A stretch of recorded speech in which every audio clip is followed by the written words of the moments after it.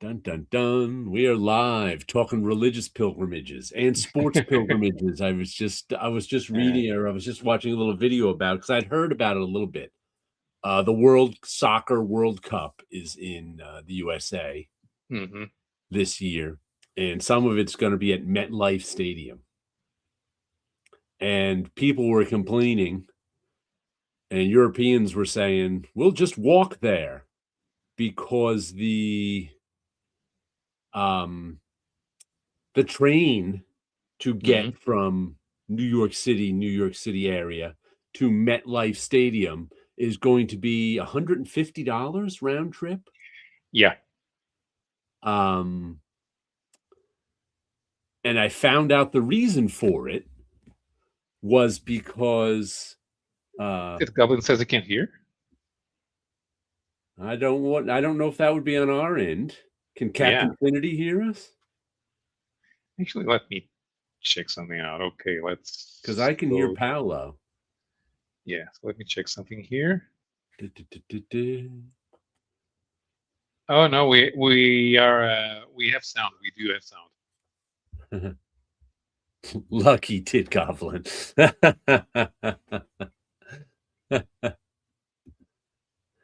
Yes, unfortunately I can.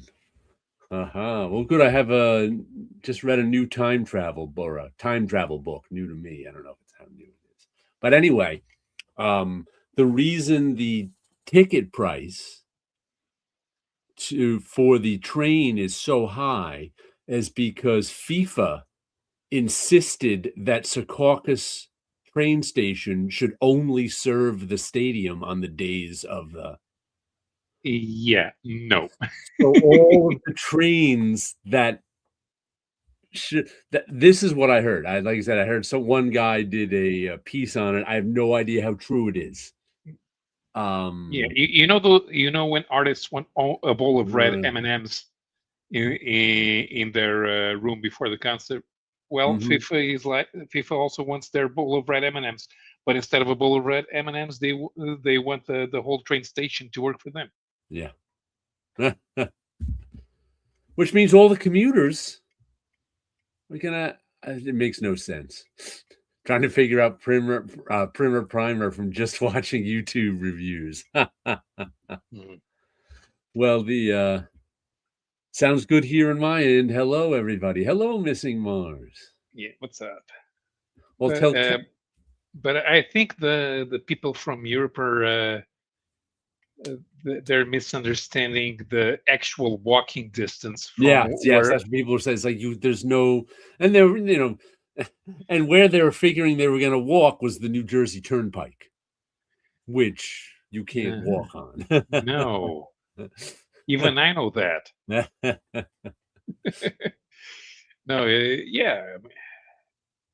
Just because you can walk in Manhattan doesn't mean you can walk anywhere else in the country. Right. You can only walk in Manhattan. Yeah. It's the only place in America you can walk in. There's not a lot of walk in other places. Yeah. Especially on turnpikes. Everything else you have to drive. This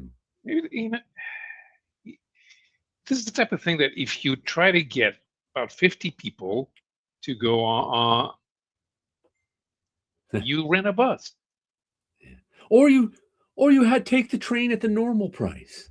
Well, yeah. You still count the cars on the New Jersey Turnpike? Probably.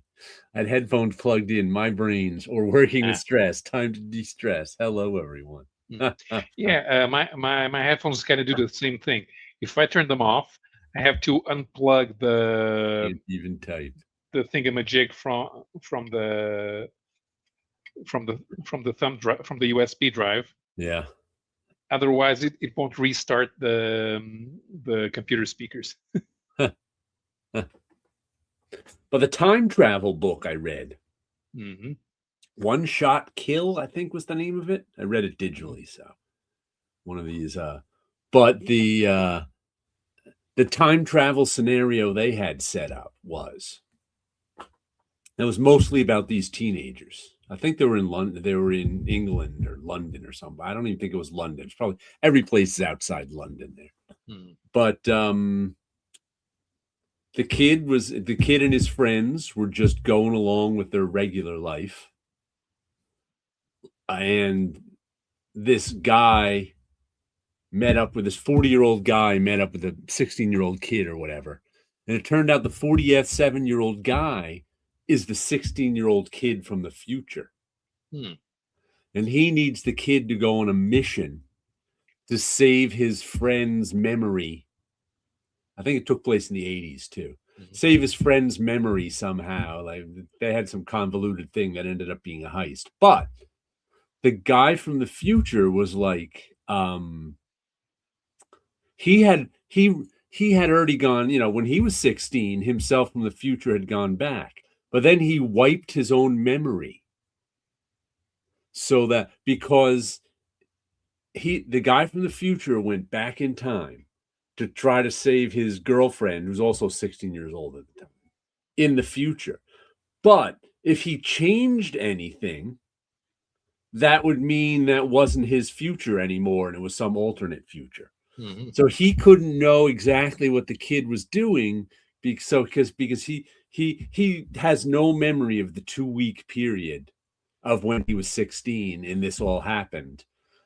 So he had to try to pull this off without changing anything, so that it was his timeline still, and he saved his 40-year-old girlfriend. So it was an interesting little time travel thing. So the kid's just like, you can't just tell me what happens. And he's like, no, if I do that, then you don't save my girlfriend. You save girlfriend in some other timeline, maybe. So an interesting little twist on a time travel story that I hadn't quite read something like that before. One shot, and they played D&D too. That was part of it. They were the D&D crew going on a real heist to steal a Motorola chip. That was 2 years out. And every time the 40-year-old guy told the kid, anytime you have a question, you ask yourself, well, why didn't you do this? The answer was, I couldn't. This is the way it has to be. I can't explain it to you because that'll wreck the future. But it was pretty good. I think we had a week where no comic book guys died. Now that okay. Good, that's good. That just popped into my head as I was talking about time travel.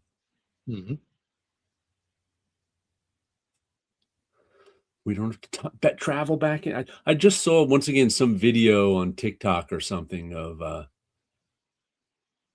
some comic book dealer who discovered a golden age, atomic age collection in somebody's shed.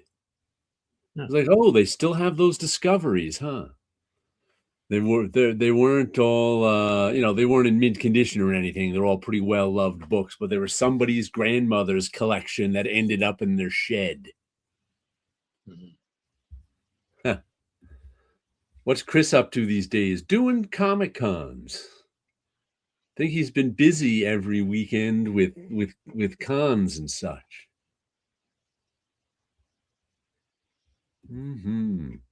Yeah, amazingly, there are 2 comic book events in Portugal this weekend.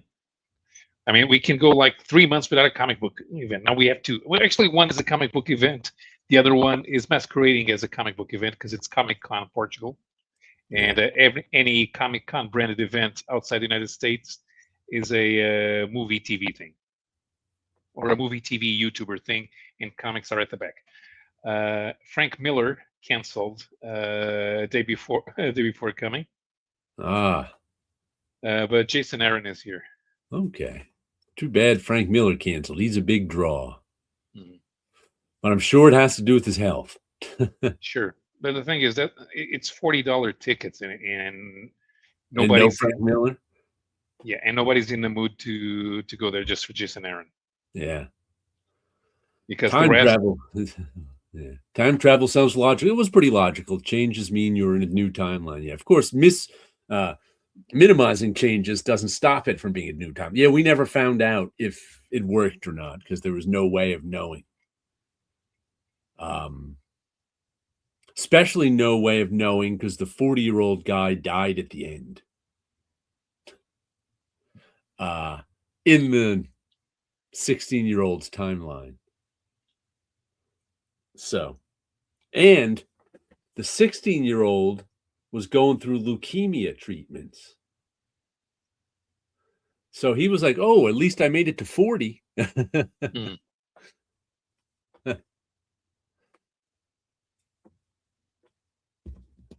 And this was all to save his girlfriend, too. So we don't even know if he saved her because it was the 16-year-old who would actually have to, when he was older, save the girlfriend. Because there was only, it was this strange thing where his girlfriend had an accident and she had a brain injury and lost her whole memory and personality. So they were copying her memory and personality from when she was 16, or they could do it through time up until the accident. He was giving them the technology to do that. But you assumed the whole time that the 40-year-old guy was going to, in the future, save the girlfriend.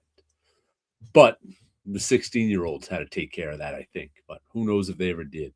But it was an interesting little time travel novel. Mm-hmm. Read any interesting comics this week? Yeah, I took something out of the hiding place. I had bought a Portuguese anthology a few years ago, and I never picked it up. And I read it in one sitting. Because apart from a couple of exceptions, and those exceptions are only 4 pages long, everything else is 2 pages long.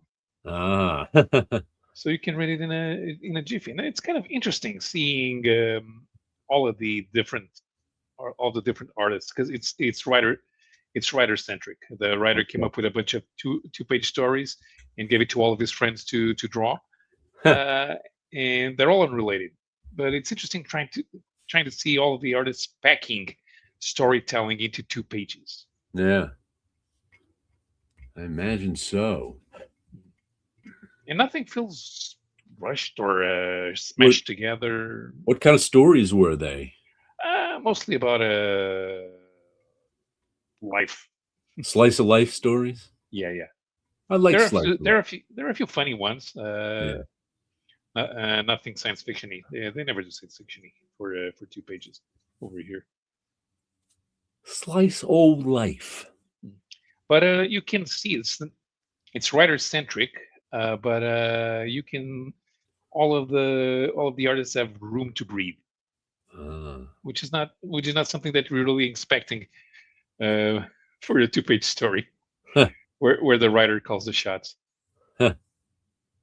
Expecting a lot of words. No, not really. I mean, he's good at letting he knows how to draw, but prefers letting somebody else. Oh, okay. Do the art. Yeah, I got. Speaking of slice of life, the new issue, though I hesitate to call it an issue, Palookaville came because it's a little book now. This is the one I showed you last week. Palookaville 25, by Seth, and it continues. Nice little design there. This is the name of the story. Living Nothing Lasts. That's the name of the story. In the first part. And if you notice, the style for this story was little tiny panels with sort of half sentences in each panel. So it read very sort of staccato, because there was, an ellipses, ... at like the end of every single sentence, because there's so many little. It's a couple pages with big panels, but it's mostly little panels. And this story has been about his sort of high school days growing up. So this story was this is part 3, did I say, or 4? Let me see. I think it's part Nothing Lasts part 3. So the first 2 parts were about him being in high school and working at this like seafood restaurant. and he ends like when he's 18 or so, and he ends up having an affair with like the owner's wife, and this is about that affair sort of thing. And then the end of the story is sort of a look at and love story to Toronto, where he went to school and spent the next 10 years. So it's all about Toronto and the neighborhoods in Toronto and him just really loving Toronto. And then we get an interesting little piece. He ended up, an art dealer he knew who's done shows with before, asked him if he wanted to do some sculpture. And so he was doing these drawings of like living rooms from like the 50s, these big chairs and a big console, like 50s to the 70s. So he ended up drawing them and making them in cardboard. And then he worked with a studio who cast them in ceramic. And then the art gallery cast them in bronze. So they now sit outside the art gallery, this, bronze chair. And actually, they're not cast in bronze, I don't think. I think they're made out of bronze sheets and TVs. I think there's a picture of them here being made. So they weren't cast. Where is, let me see. Yeah, there they are being made out of bronze sheets, I assume. So they're not solid like a Henry Moore's. And then the last one was pretty interesting, Owen Moore. These are a series of one-pagers he did for a magazine on an artist he made up named Owen Moore and his life in Dominion, Canada, which is the city he always writes about, which I think is a made-up city. And it's interesting because he shows us these are the final strips that he made for the magazine. But before that, he did it all in sort of his sketchbook. So you get him, here's the sketchbook style as a comic book. Mm-hmm. So you get to see it as sort of a comic book and then 10 comic strips. So I found it a really interesting, besides liking it as a comic strip, it was real interesting, the difference, seeing it between a comic strip and a comic book. Because each comic strip was sort of self-contained. In the comic book, of course, the 10 pages just flowed one page into the other. So he kind of changed around the order of things. He changed the way he did things. And of course, the drawings are more finished in the comic strip part. There's Wilson. But it was really interesting seeing the difference between the two. Wilson would like this. In the latest issue of Palookaville, Seth, in the back, there's 10 full-page comic strips where he did about Owen Moore, this artist he made up. So it's like the life story of this artist in Dominion.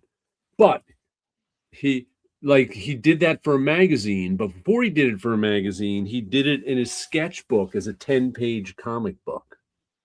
So you get to see the same story done as a 10-page comic book and then as a 10-page comic strip. And of course, they're different.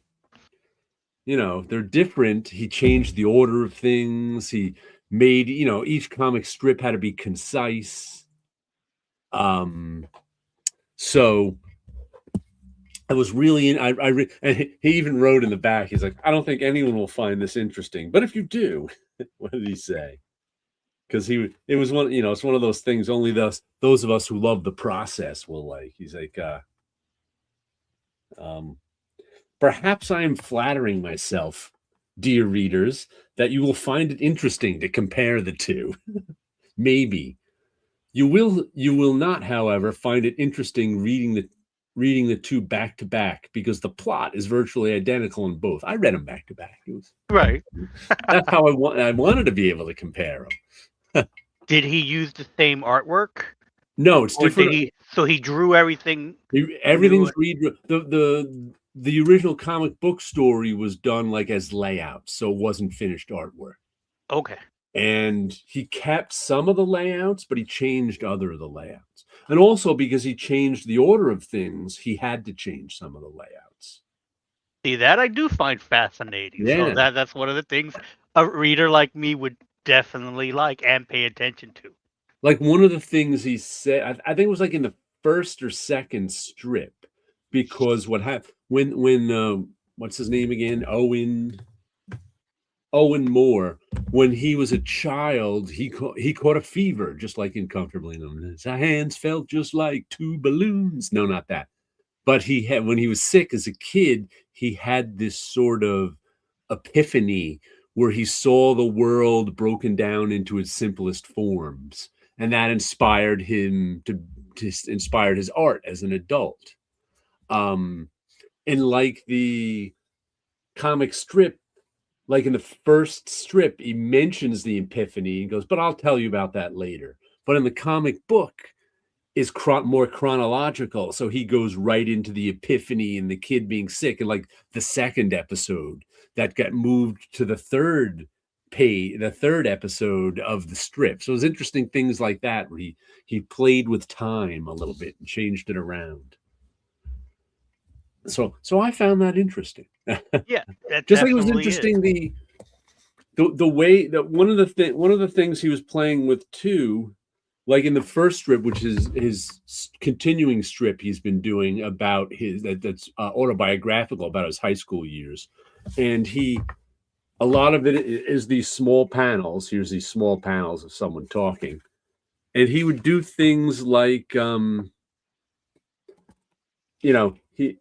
all the words are up here, and they're sort of pieces of sentences that are continued to the next panel. So it's really, let me see if I can find one. I see this much clearer today, and I shudder to imagine what she was thinking. I can venture a guess she had made a mistake. So these are all different panels. So time is moving slowly through the panels, but he's also giving us notes down the bottom on occasion, where it's sort of like editor's notes, but it's the same author. Like he's talking about this woman who he had an affair with when he was a teenager, and he's saying she had a young child too, and he's like, her child asleep in the other room, little Jack. The thought of that little boy, that fills me with shame. He'd be a grown man now, and you get little asterisks. He must be 50. Lying together in her home, in her bed, close. Though how close could it have been is his little asterisk. So it's like he's giving you sort of secondary thoughts down the bottom that were interesting. So I kind of liked that. He's always doing interesting stuff with his story. Even simple stuff like that was very interesting to me. The way he had the story going along, and he'd interrupt it with notes that were more than just see issue 16. It was just another thought on top of that thought that didn't quite fit into the narrative, but as a separate narrative, it worked. It was good. I always have a good time with his stuff. So I wonder if he went back and put in those notes, or he had the notes in there as he was going. It's like, you never know what the process is. Right, in the middle of drawing it, or in the middle of inking it, that could have came to mind, or lettering it or something like that. That's interesting. Yeah. Like, to me, it seems like he went back and wrote them, but you never know. Like you said, you don't know the process. He could have just said, this has to be that could have been his thought as he was writing, thinking about the writing, going, there's a note for that. Right. I'm going to put this outside. It doesn't fit in the writing itself, but it fits in the notes about the writing. Nice. Yeah. Palookaville 25. This is I think it comes out once every couple of years. I think the last one was like the fall of 2023. So it's fun every time I get a new issue. Very cool. Book. Tit Goblin says, I got my parents watching your walking videos and your new art video. I was over and had to turn on something other than their travel YouTube shill voice influencer channels. I hope they enjoy it. I got a new art video to post this weekend. but I'll be at the show first. Yep. Fanfare. Yes. I'll be there, by the way, at see, my Saturday shift is 1 to 6, but I'll probably be there a little early. And my Sunday shift is like 10 to 2, I think. Right. I'm there since I have a table. I'll be there when they open. So that's like 8 a.m. Do you know what table you'll be at? 212. Yes, 212. 212. I think let me check my. I think I'm in 500s. I'll check the email on my iPad rather than slow this whole thing down with trying to get my email on the laptop. And between getting ready for the show and working on the deadline, because I got pages I got to send out tonight, I did not get to the comic book shop. I have no new books at all, but I have old books all over the place, so I could grab something and most likely, well, my pile of books, because I have a pile of books by the printer, and that's my to-read books. We are at table 312 in art. What are you at? 212? Yes. Let me see. There's 209. I think they gave us a map as well. Oh, you're nearly right next to us. Oh, okay, great. I probably could chuck stuff at you. Yeah. We're at 312 and there's 212. Oh, look at that. Yeah. Right over there. Ooh, they have me in a different spot than last year. Uh-huh. All together. We'll have to throw stuff over who's ever at 311. Yes. It'll be high school all over again.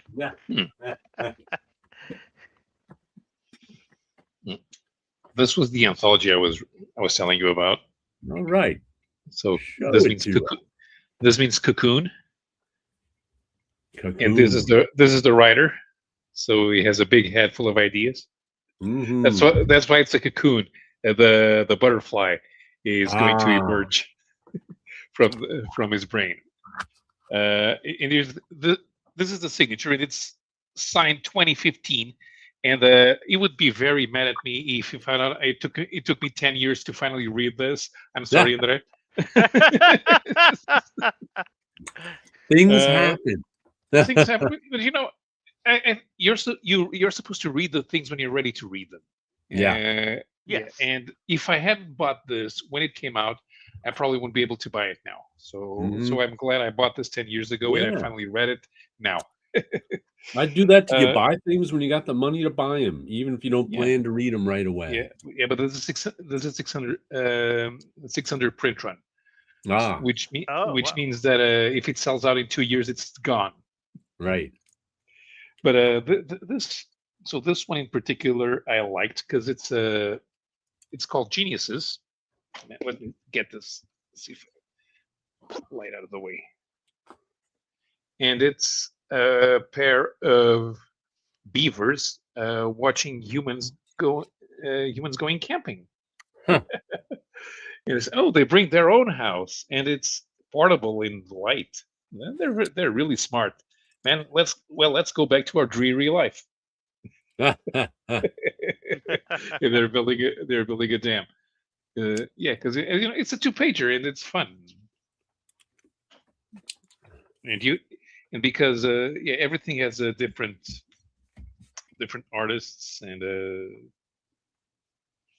like this one, it's a guy talking about how he started collecting stamps as a kid and how his grandfather had to sell his own stamp collection when he needed the money. Go away, Lynn. So, and the story is told in the form of stamps. That's interesting. Yeah.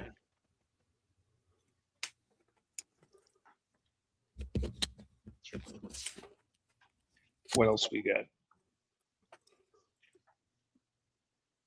This is a little girl talking to her grandma about catching butterflies.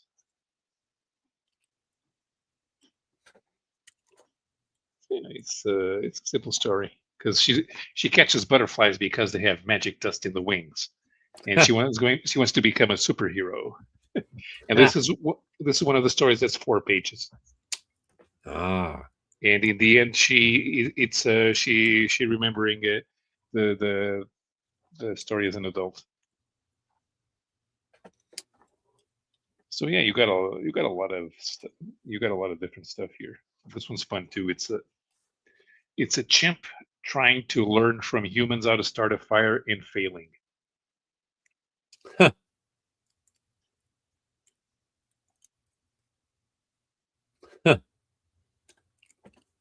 So yeah, this is pretty interesting. I enjoyed, after going through all of the stories, I enjoyed this very much. An enjoyable read. That's always good. And one of these days, I'm going to reread it. See if I miss some details. You can always pick it up and read 2 pages. Mm-hmm. There's that too. Mm-hmm. Yeah, I don't even have to read it in the order it was published. No, any 2 pages. Mm-hmm. Just pick it up, flip through, go, I'll read these 2 pages. I'm really not these sure. 2 pages called to me today.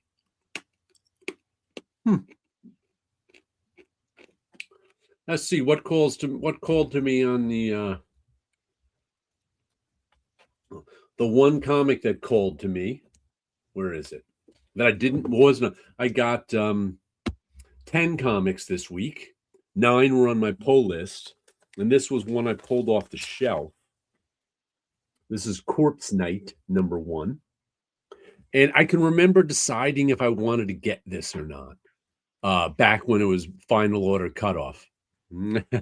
Captain Infinity. The page order doesn't matter? No. Not for an anthology like that. That's right. But I can remember, like, I was deciding if I wanted to get this or not, but since I already had 9, including a $25 book, I decided against getting it. And then when I was there, I was like, I'm already spending $60. Why not 65? And I also had found out, since I decided to get this, the artist Matthew Roberts was the artist on Manifest Destiny, which I bought all the way through. So I was like, if I had known that, I probably would have bought it because I liked Manifest Destiny. And the writer is Michael Chavez. I have not heard of him before. Chaves. Rico Renzi is the colorist, and Pat Brosseau is the letterer. It's got plenty of covers. Let me show you a little bit of the art. But it takes place, there we go, in France. I forget the year, but it's when Joan of Arc is there. So 14th century? Yeah. I'll see if the year is in the front. But it's the basic plot is, let's see, just give us a year. 1429 France. So it's the 15th century, right? Mm-hmm. Yeah. The basic plot is about this father and his young girl. The mother's dead. There they are plowing the field. There's hardly any writing in that book. This book, yes. That is my my criticism of it. I mean, it was a good first issue, but there's really not much to it. Like Dope Comics really loved it. Great looking artwork, though. Yeah, he says. It'll take more than 1 issue to see if it's really good or not. It was a well done issue, but look at the father and the little girl get attacked by a bunch of ruffians. She gets away. I assume they're the English, right? Or Joan of Arc was the French against the French and English, right? Yeah, it was the French against the English. Yeah. Although the English at the time held a considerable amount of French territory. Right. The big problem, it was one of those legal problems, except at the time they didn't solve it with lawyers. They solved it by going to war. Right. You see, the King of England was the King of England. And as the king, he owes no allegiance to any other foreign potentate. But he was also the Duke of, the Duke of, what was the name of that thing? Normandy? No, further down. Okay.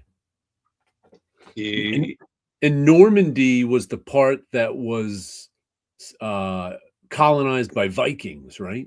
Yep. So they weren't quite. Normandy is ours. Right. So the king of England was the Duke of Aquitaine.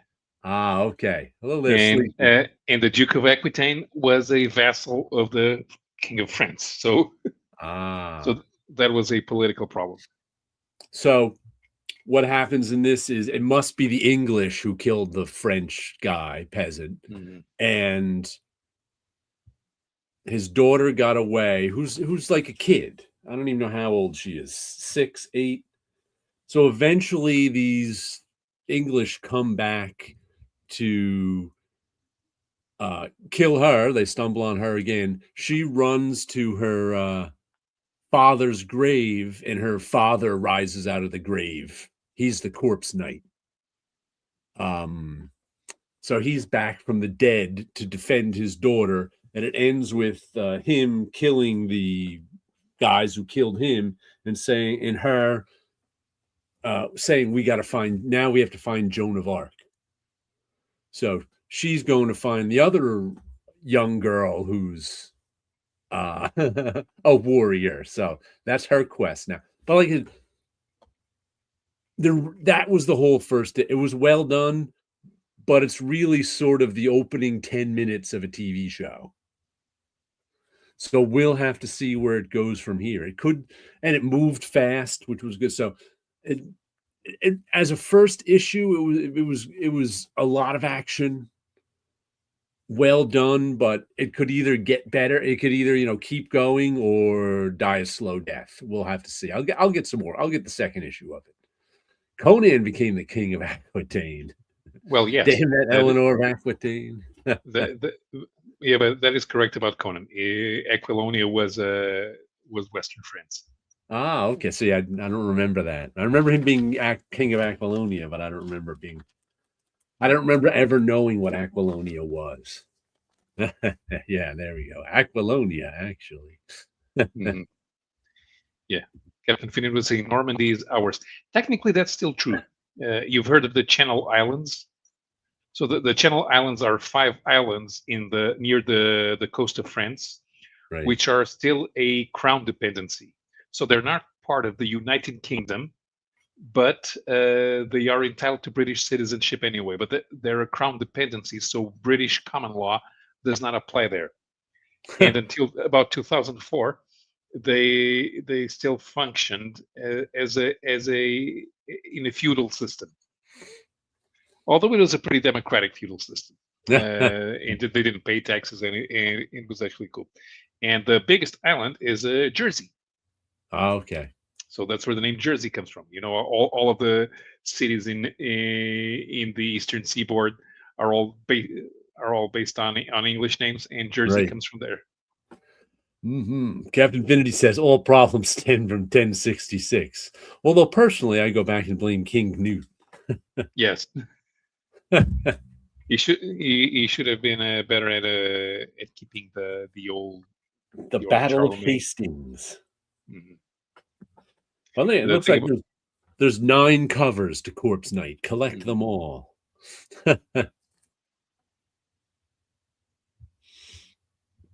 None of them particularly interest me either. They're all just It's a lot of covers these days that are just Yeah, the cover you do have, I think, is a nice cover. Yeah, it's all right. It's okay, you know, but it's like, it's sad if you have multiple covers and none of them pop out as being something great. They're all just giving you a shot of the Corpse Knight. They don't really give you. There's one of the close up of the mask of the Corpse Knight. There's one of the corpse knight and a sword. There's a hand coming out of the ground with a sword. There's the corpse knight with a horse, with the girl and the horse behind him. There's the girl with the corpse knight. There's the corpse knight with like red wing smoke. Nothing particularly interesting, but that's comic book covers these days. Yeah. They're trading cards. They're pinups. Yeah.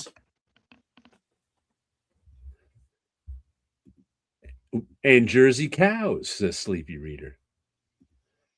Is the interior art good on Corpse Knight? Yes. The interior art is by Matthew Roberts, who did Manifest Destiny. And I generally, I thought his Manifest Destiny, I bought all the way through and liked it. Matter of fact, one of the reasons I picked this up, I originally didn't put it on my pull list. Then I found out like last week it was by Matthew Roberts of Manifest Destiny. And I saw it on the shelf and said, all right, I'll get it. Because I like his work. And the artwork in it was fine. It's like I said, the artwork was fine. It's just one of those where the first issue was good, but it was so fast moving that if the story can either continue to be fast moving and good, it can slow down a bit and be good, or it can go off the rails. You just since I don't know the writer, I don't trust him to make a good comic. So it's kind of like, and I think he's a movie director, which makes me yes, that was it. He was directing The Nun 2 in France. Though he did say, what does he say? When I started, I naively thought comics are like storyboards, right? And then, of course, I directed 3 movies by now. How hard can it be? I learned the answers were no and very hard. So at least he's not taking it lightly. That bodes well for the writing. But like I said, I'll get issue 2 at least. You probably figured out that example that they show in Understanding Comics about you do a 5-second scene of arriving home, taking off your jacket and putting your hat up, and it's 5 seconds in movie. But if you try to draw those 5 seconds, it takes up half of the page. Yeah. Which you can do. You can, yeah. If it's a slice of life story, and you're spreading out time. Yeah, we can do like those 2-pagers. Mr. Rogers gets home and doesn't talk to you. Right. It's all about Mr. Rogers getting home and taking off his jacket, right? And hanging his hat and sitting down. It's not that you can't do it. So I said you better be intentional. Yeah, but if you want to do something with cities blowing up, wasting time hanging up the hat. Yeah. No hanging up the hats in that. A little plowing, but that was our double page spread establishing shot. Right. We need the establishing shot. We need to know where it is. We need to know where it is.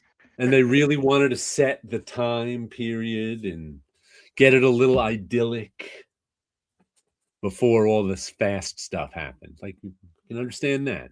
Yep.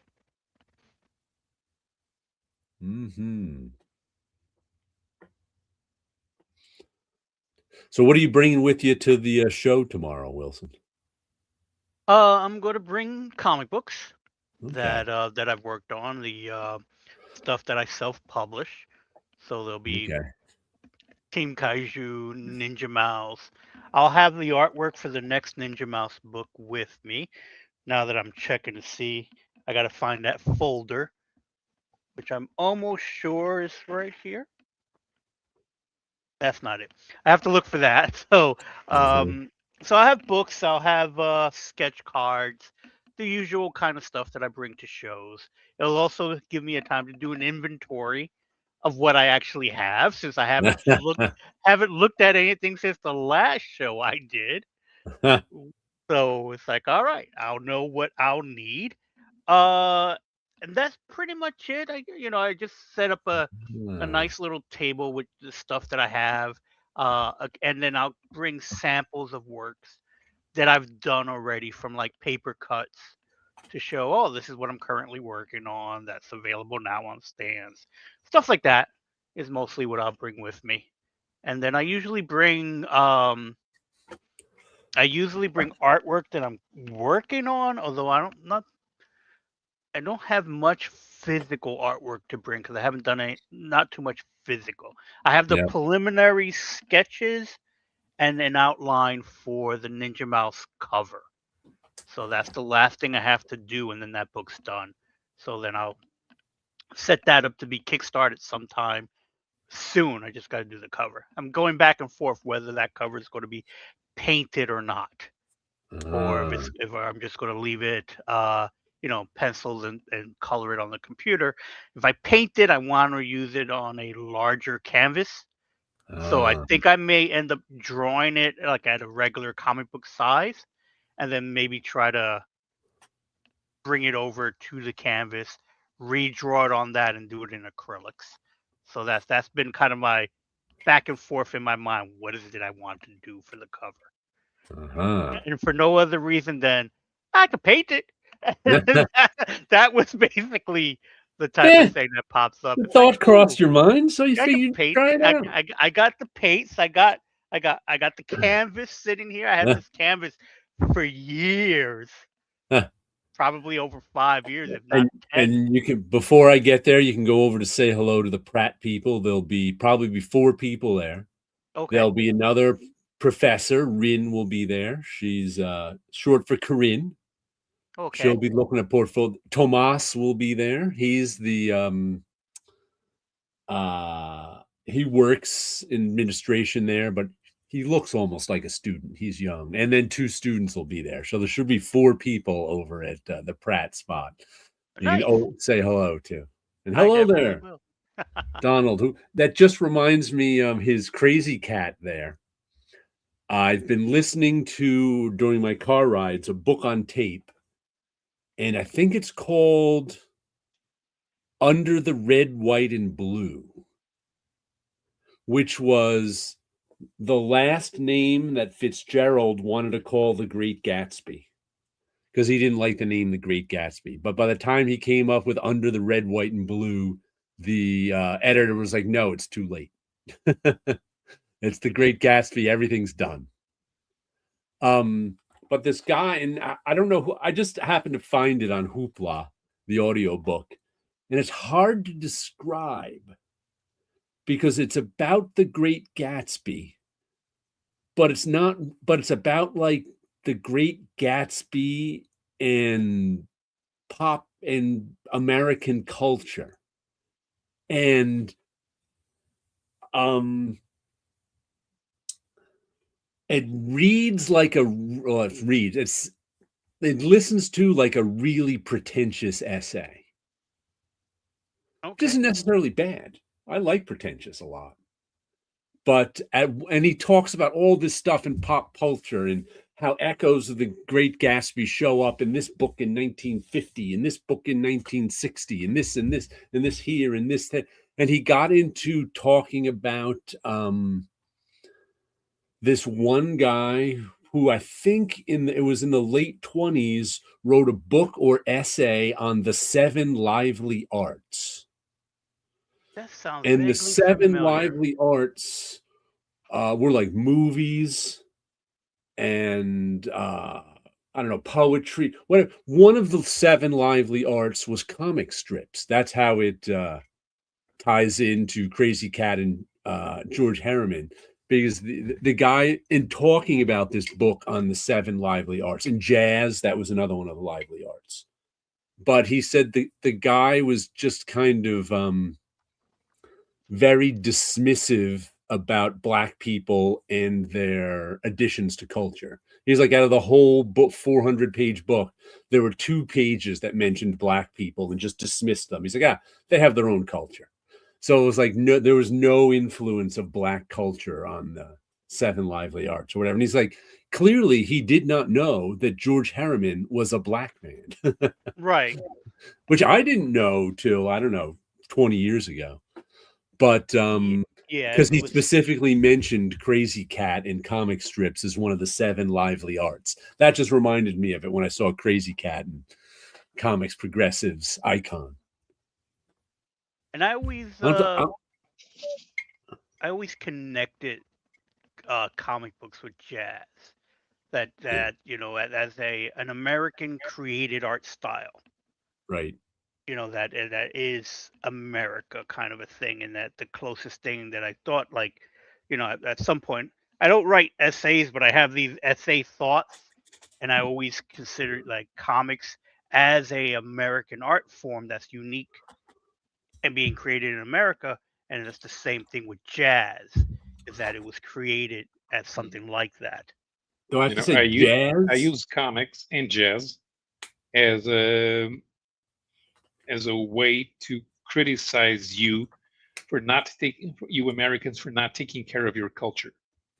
Because the two biggest jazz festivals in the world are in Quebec and Switzerland. And comics are respected as an art form in France and financially better financially exploited in Japan. Right. We don't treat it well, but we create it. So was that Gilbert? That name sounds familiar, but I'm gonna have to find out.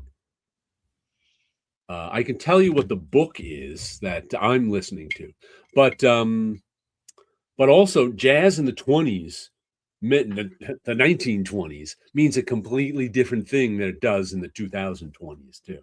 Sure. Because jazz in the 1920s was very much dance music.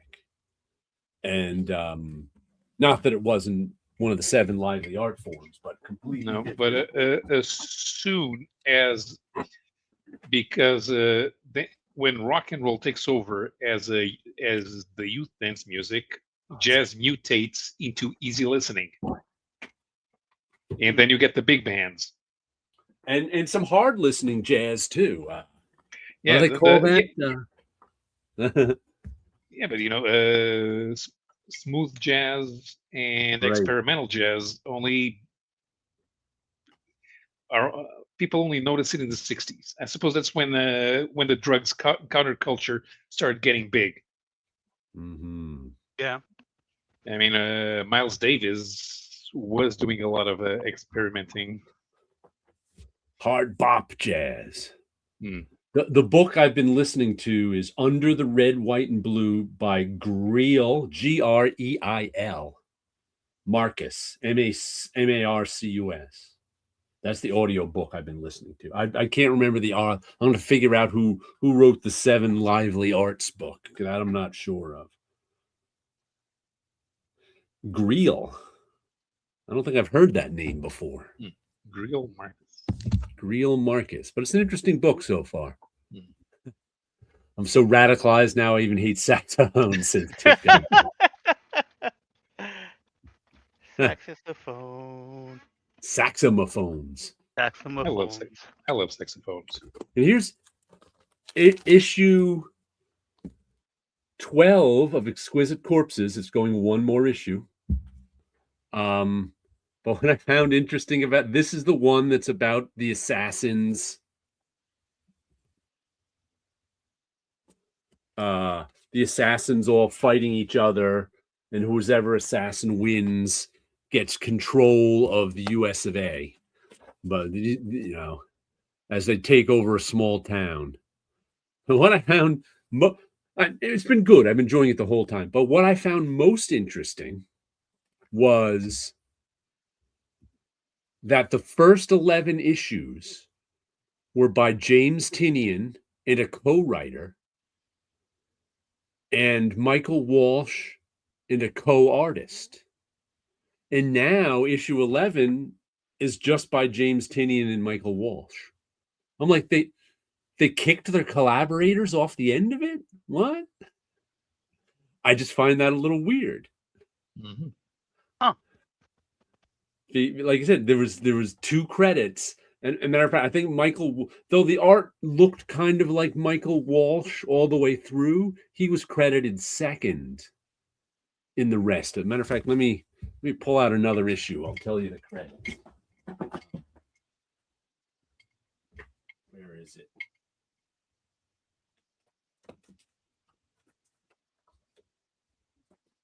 Oh, that's Ferrell. I went to F, not E.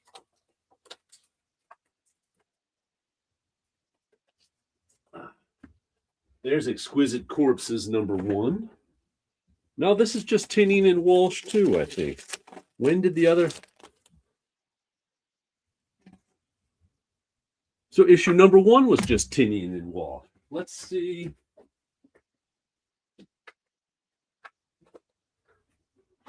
Now I'm going to have to pull out all the issues and see. Walsh, Tinian, Grayson, Tinian. Oh, was there a different writer each issue? Ross, Tinian, Walsh, Tinian. This is weird now. I did not even notice this. Like I said, issue 11 is written by Che Grayson with James Tinian. Art by Gavin Fullerton with Michael Walsh. So were they changing off every issue except the first one? Let's see, issue 10. Wow, there was a different writer each issue with James Tinian? That's weird. Written by Jordi Belair with James Tinian. Art by Mariana Ignazi with Michael Walsh. I did not realize that the writer and artist were changing each issue. So they didn't kick off their collaborators. They had different collaborators each issue. Right. That's weird. Written by Tyler Boss and James Tinian. Art by Valentine Delandro with Michael Walsh. That's weird. How did I not notice that? And does the indicia just credit one? Let's see who the indicia credits. Probably Walsh and Tinian. Yeah, but they should credit anyone. They're all in the Green Comics database. Well, I'm credited. Who's the copyright? Well, the copyright should be Tinian or Tinian's production. They've got Tiny Onion is it gives you Tiny writing credits. Gives you where's the Exquisite Corpse #2 published by Image Office in Portland. Exquisite are trademarks of James Tinian and Michael Walsh. So it's Walsh and Tinian, but I didn't realize. Wow, they had a different writer. They had a co-writer and co-artist, a different co-writer and co-artist every issue. I just thought it was the same one because I wasn't paying that close of attention because I just saw a co-writer. Right. Pornsack, pitch shot, art, and the art all kind of looks like Michael Walsh. Art by Adam Gorham. Maybe he was having different people do layouts for him. That's wild. Maybe. That is wild. I did not even notice that. So there was a co-writer and a different co-writer and different co-artist every single issue, except for the first issue was just Tinian's and Walsh, and I guess the last issues are going to be just Tinian and Walsh. And it isn't even the same extra writer with the same extra artist. No, it's different each issue. That's just crazy. I have Gavin Fullerton here. No, wait, I have Adam Gorham with Che Grayson on #4. But then Adam Gorham is with Pornsack on issue 8, and Che Grayson is working with Gavin Fullerton in issue 11. That is wild. I don't think I've ever seen a comic done that way. I've seen a different artist and writer each issue. They've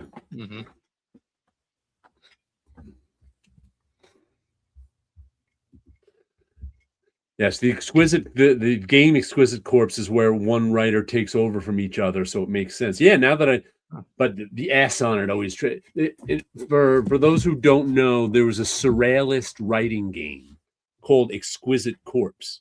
Dark Horse made a comic book like that once too, where what you would do was, one writer would write a page, and the next writer would only get to see the last sentence of that page, and then he'd write his page. And then the next writer would just get to see the last sentence of that page, and he'd write. And that was a surrealist game called Exquisite Corpse. Though everybody clearly is in on the plot on this one, so right. So earlier, Sleepy Reader mentions that they're like showrunners. Yeah, I think that's what it must be. Is something similar to that. That's what I thought. Like it was kind of being, but like the art looks very much like Walsh. Yeah, so it was interesting. Walsh, yeah, that's right. Walsh used a different artist on each issue of the Silver Coin. That I've seen. He'd team up. Walsh drew each issue of the Silver Coin, but had someone else write each issue. So that he's done before. And there's actually a comic book that came out in the late 80s. I still have it, by Dark Horse, called Exquisite Corpse. And what they did with that one was there was 3 issues, like red, blue, and yellow, I think were the 3 issues. And you could read the 3 issues in whatever order you wanted. And depending on which one you read first, of course, would change around the story. So that was their take on the Exquisite Corpse game. But yeah, I didn't realize each issue had a different writer and artist. So yeah, I guess they were playing the game to an extent. Nice. Because the game, the name also ties into the assassins. Yeah. You know, all killing each other, lots of corpses. Mm-hmm. The issue order doesn't matter?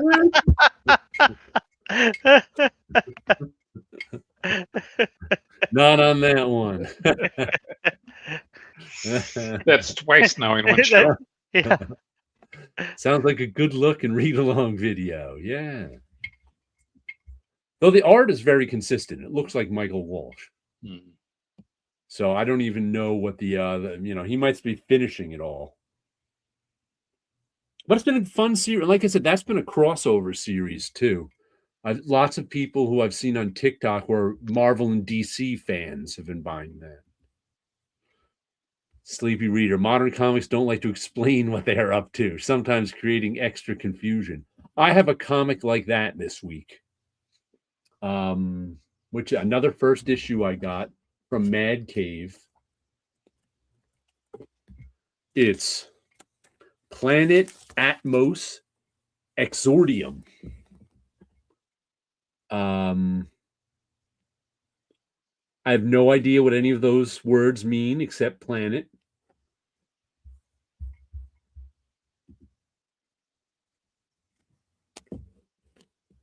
Bushnell, McEvedy, Kuchni, Nero, Workman, and Edwards. Nice cover. The back cover is one of the inside pages too. It's nicely done.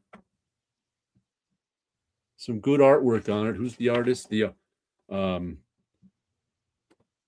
doesn't tell you who the artist is.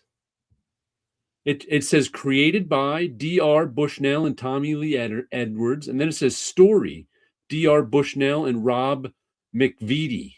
I assume Rob McVitie is the artist, but I don't know. And then it goes inks, Andrea Cucci. It's like, well, who drew it? And it starts out with these guys in a spaceship. I guess they're stealing something, doing something. Then it turns a little bit into Alien as this monster jumps out at them. And they're like, oh no, we've got to escape the killer alien. And then all of a sudden, these flying robots come at them, who I assume is security. on the ship. So then after escaping the aliens, they zoom out of the ship and they're on a planet. And they've got to try to escape the little ships, whatever they are, security robots, which they have a hard time doing. And then I think there's only 2 of them left, and they link boots and shoot off in other directions. That was just a weird maneuver. And eventually they come to this, I don't know, Stargate with other people coming out of it or in it. And then all of a sudden, there's more people chasing them as well as the robots. And at the end, they get captured by people on the planet on the ground. And I'm like, what? So I have no idea what happened in this first issue. I have no idea what it is. There was one big chase scene. An alien was chasing them. Security droids were chasing them. Another spaceship was chasing them. People on the ground were chasing them. I don't know. No second issue of this for me, but it wasn't terrible or anything. I just have no idea what it is. I have no idea what Planet Atmos is. I have no idea what Exordium is. Maybe it's something pre-existing. A video game or a novel or something. I have no idea. No idea. Yeah, I have no idea any of those words mean. No. And I never heard of it at all. So yeah, I was just left confused. Man Cave, and like I said, it wasn't terrible or anything. I just don't know what it is. Read, Rip, and Slab tonight? Sure, we can do one. I got some set up. Want to do a Read, Rip, and Slab? What year are you interested in? What decade should we do? Let's see. It's been a while. It has been a while. Let me see what I got here. Anything from 76. Let's see if I got anything from 1976. Read, Rip, and Slab. Ready to go? I do have something from 1976. Kung Fu War Horror.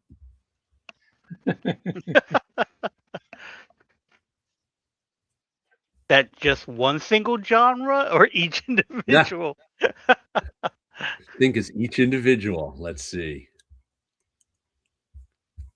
Bum, bum, bum. Am I going to come back here? There we go. Where is share screen these days? I haven't done it in a while. Share screen. I put it in a tab.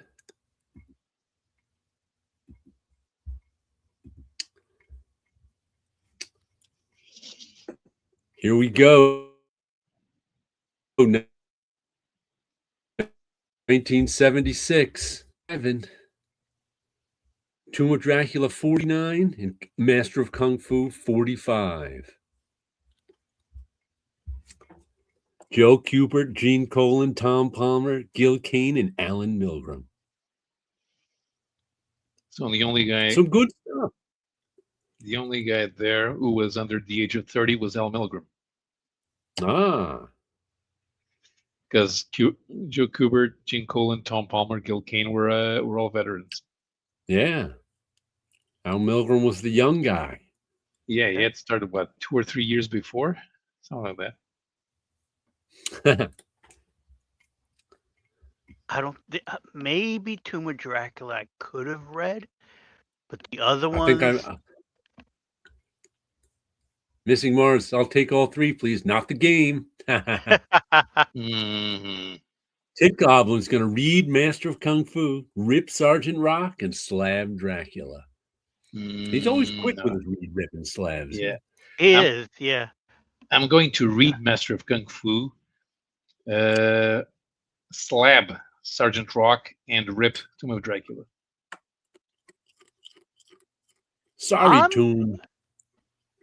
I'm going to slab Tomb of Dracula. and I think I'm going to read. Oh, this is hard. I just don't like Sergeant Rock. But it's like, but I want to see the Joe Kubert art. Yeah.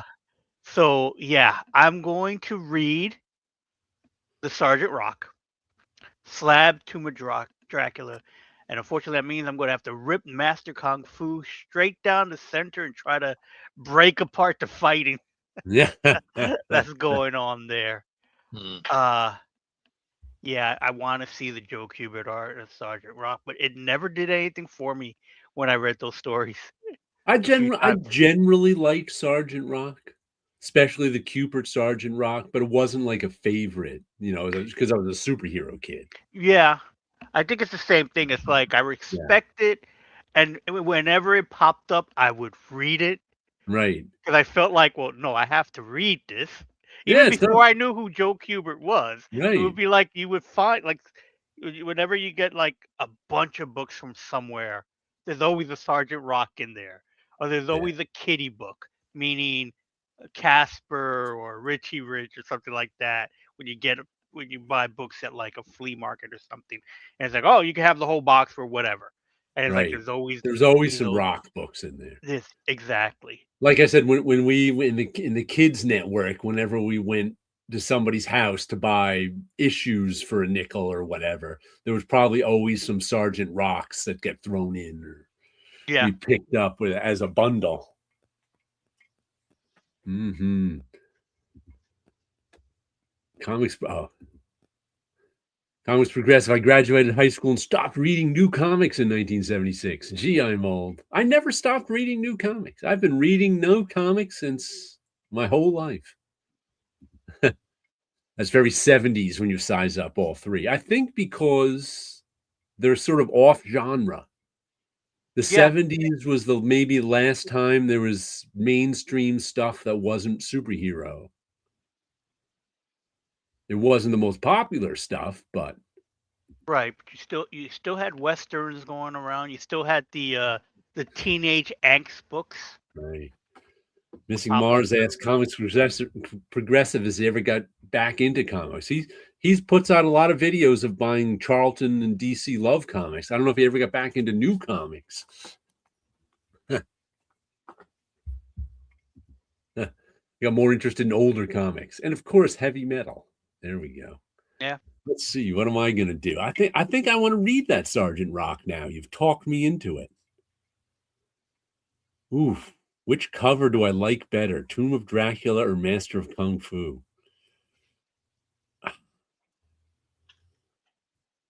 Oof. I think I'm going to slab Master of Kung Fu, which means I have to rip up Dracula. Right down the middle. I'll see if I can tear Dracula and the guy assaulting him right in half. And I'm going to Dolphin. I'm going to Dolphin, the guy who looks like Robin Hood in the Tomb of Dracula cover. Funny enough, I'm going to Dolphin Dracula because he's being held by the other guy. And that kind of fits the original reason why someone was Dolphin. But the flamingos are going on the Sergeant Rock cover. Maybe hanging out on his helmet. I think I might Dolphin Sergeant Rock himself. Ah, okay. Being all gritty with, I don't know, dog tags hanging off his flipper. I'm not sure how that'll work. We'll figure it out. The flamingos are just going to join the jumble on the Master of Kung Fu cover. I'm going to put the flamingos also on the Tomb of Dracula cover. I mean, everybody's already looking at Dracula. Let's have the flamingos do it. Yeah. And Missing Mars says 80s Charlton was non-superhero. Yeah, but no one paid attention to it. Most of it was reprints, right? A lot of it was. There wasn't a ton of 80s Charlton. I bought some of it. Captain Finity says, yeah, my latest purchase is more member berries. John Sable Freelance, Omnibus 2. Memories. Yeah, I don't think anybody defines 80s comics by Charlton. No, I think I didn't discover 80s Charltons until sometime in the 90s. It's like, oh, they went that long? I remember getting and really enjoying Charlton Bullseye in the 80s because it was all like people you never heard of drawing comics, and there were a lot of them were like clearly new. I bet there's some trunk keys in this Reed Ribbon slab. I've seen a lot of that era all ratty. Yes, but they're all newsstands. All newsstand. Captain Infinity says, my favorite publishing house will always be First Comics.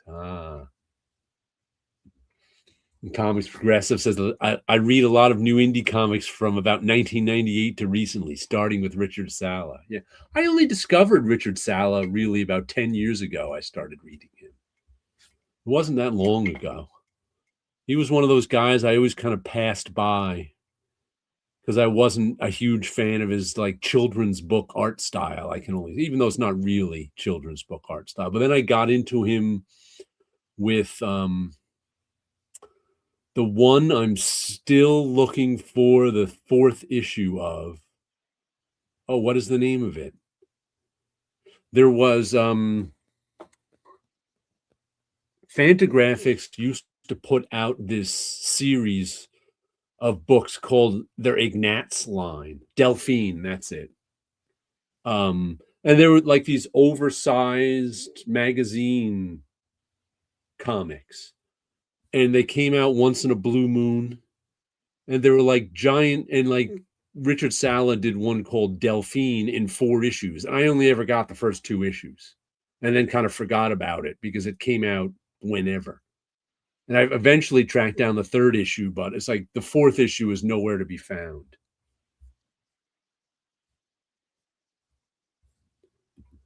Evil Etty, I think I picked that one up later on. My favorite anthology will always be Warrior. My friend Bunch is a big fan of that. It's Richard Sala related to Mo Sala. I have no idea who Mo Sala is, so I don't know. Delphine, I subscribed but never got number 4. 4 is the one I'm missing also, and it's nowhere on.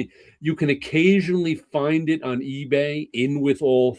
Someone will occasionally sell all 4 and want $200 for it. But no thanks.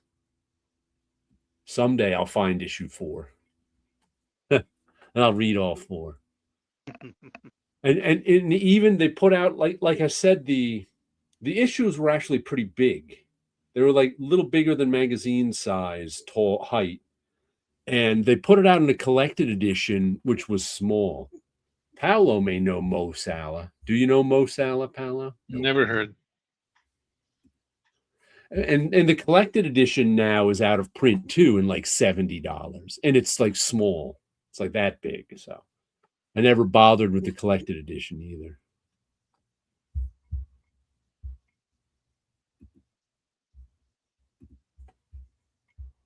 Mm-hmm. Soccer. How much time are the Paolo tisks your soccer reference? No, I don't know Mo Sala, but I can but I can tell you the names of drivers from the Danish Touring Car Championship. What comics did Mo draw? Tit Goblin says the 70s was the last era of well-read, disposable, but around comics. Yeah, the 80s quickly turned into keep everything bagged and protected 90s. I hardly see beat-up 90s books, and I'm in a city of back issues. Mm-hmm. Yeah. Analog Comics. Do you know Analog Comics?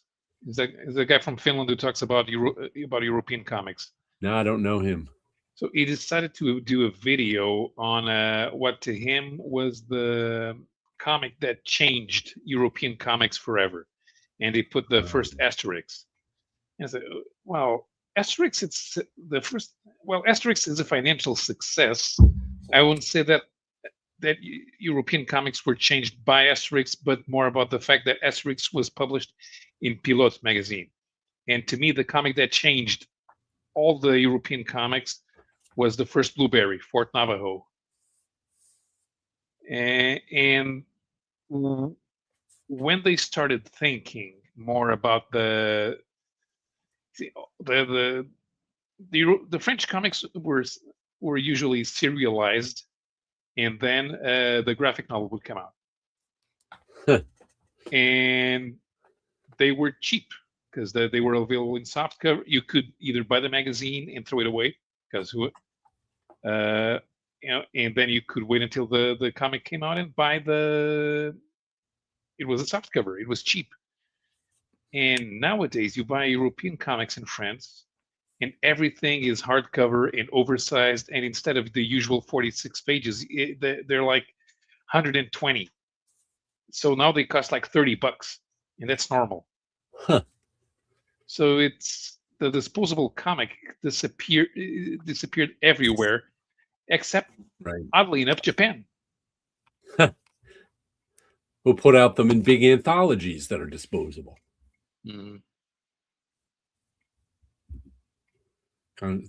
Tales of Old Palomar was another Ignatz book by Gilbert Hernandez. I don't think I ever saw that one. I don't think I got all of those either. Captain Finity. WTF is soccer. Oh, you mean football. Hey, the English named soccer. Don't you pretend the English didn't name soccer. They did. That's correct. That's the name they came up with.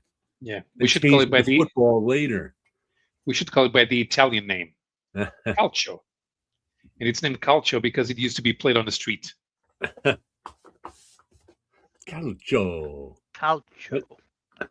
Another first issue I got, written by letterer Aditya Bidikar, who I don't know is male or female. I think the name is Indian. Yes, it's male. I know when Aditya was a racing driver. Ah, okay. Because the comic itself is kind of Indian in terms of it's about Bollywood, and it's sort of poetic. And who's doing it? Aditya Bidikar is the writer or letterer. Som, just S-O-M, one name, one word, 3 letters, is the artist. The colorist is Francesco Segala. The color assistant is Gloria Martinelli. And and it's pretty well drawn, but it's a little poetic. It seems to be about a woman who's obsessed with a Bollywood star, and her mother's a little disappointed with her, and she's got a lover boyfriend. Her mother says she's too heavy. That boyfriend might marry her if she lost some weight. That kind of mother. Yeah. And she's and I think at the end, she somehow becomes the movie star in some sort of horror way, but not really literal. And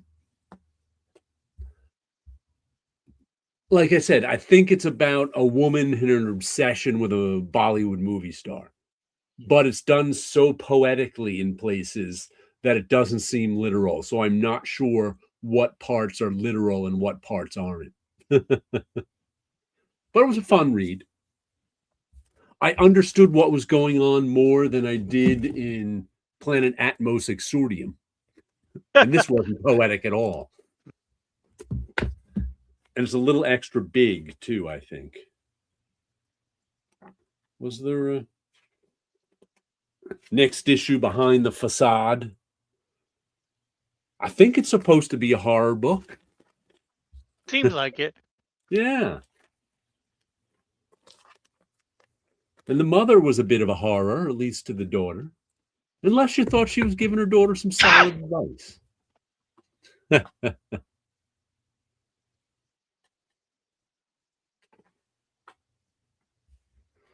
It's always like, is the motherly advice horrible or good? Guess it depends on your point of view. I think so too.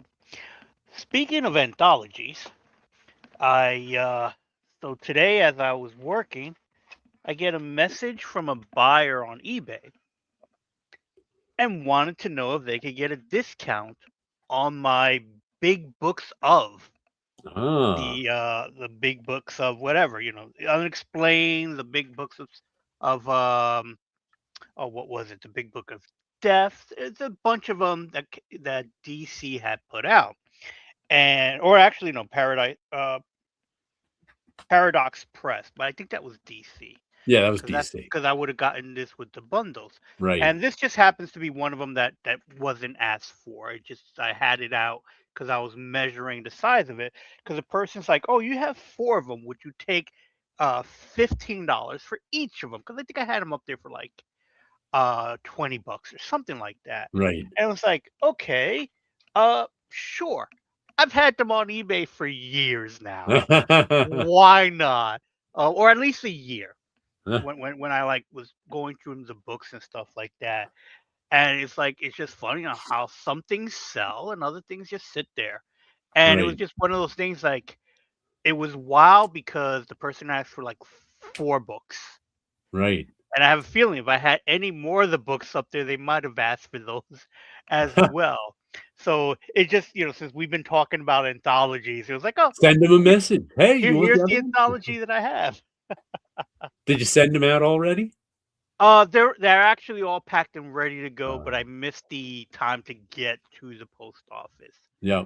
But it was a nice little thing today. It was like, oh, here's all these books. Now I have a little more space I can to clear out some of these things. So it was pretty I have fun. to show you one thing I got this week. Hold on.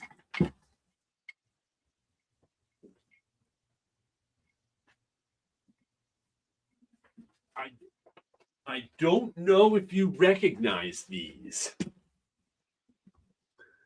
These are comic book boxes from the 1980s that are acid-free cardboard. They only had them around for a little while.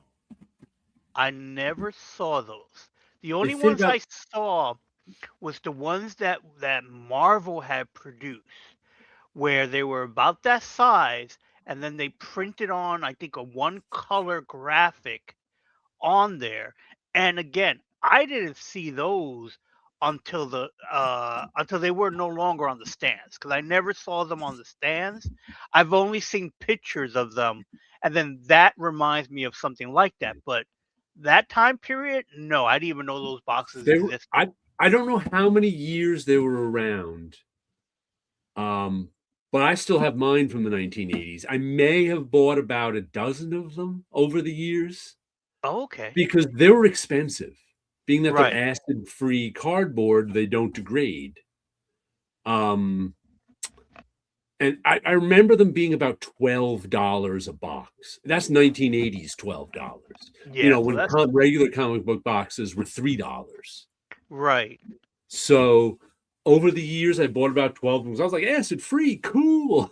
And like I still have them. I still use them. I don't have a lot of comics in boxes, but most of them are in like the 12 I have of them. I have most of my comics on shelves. But in my LCS this week, they had bought a collection.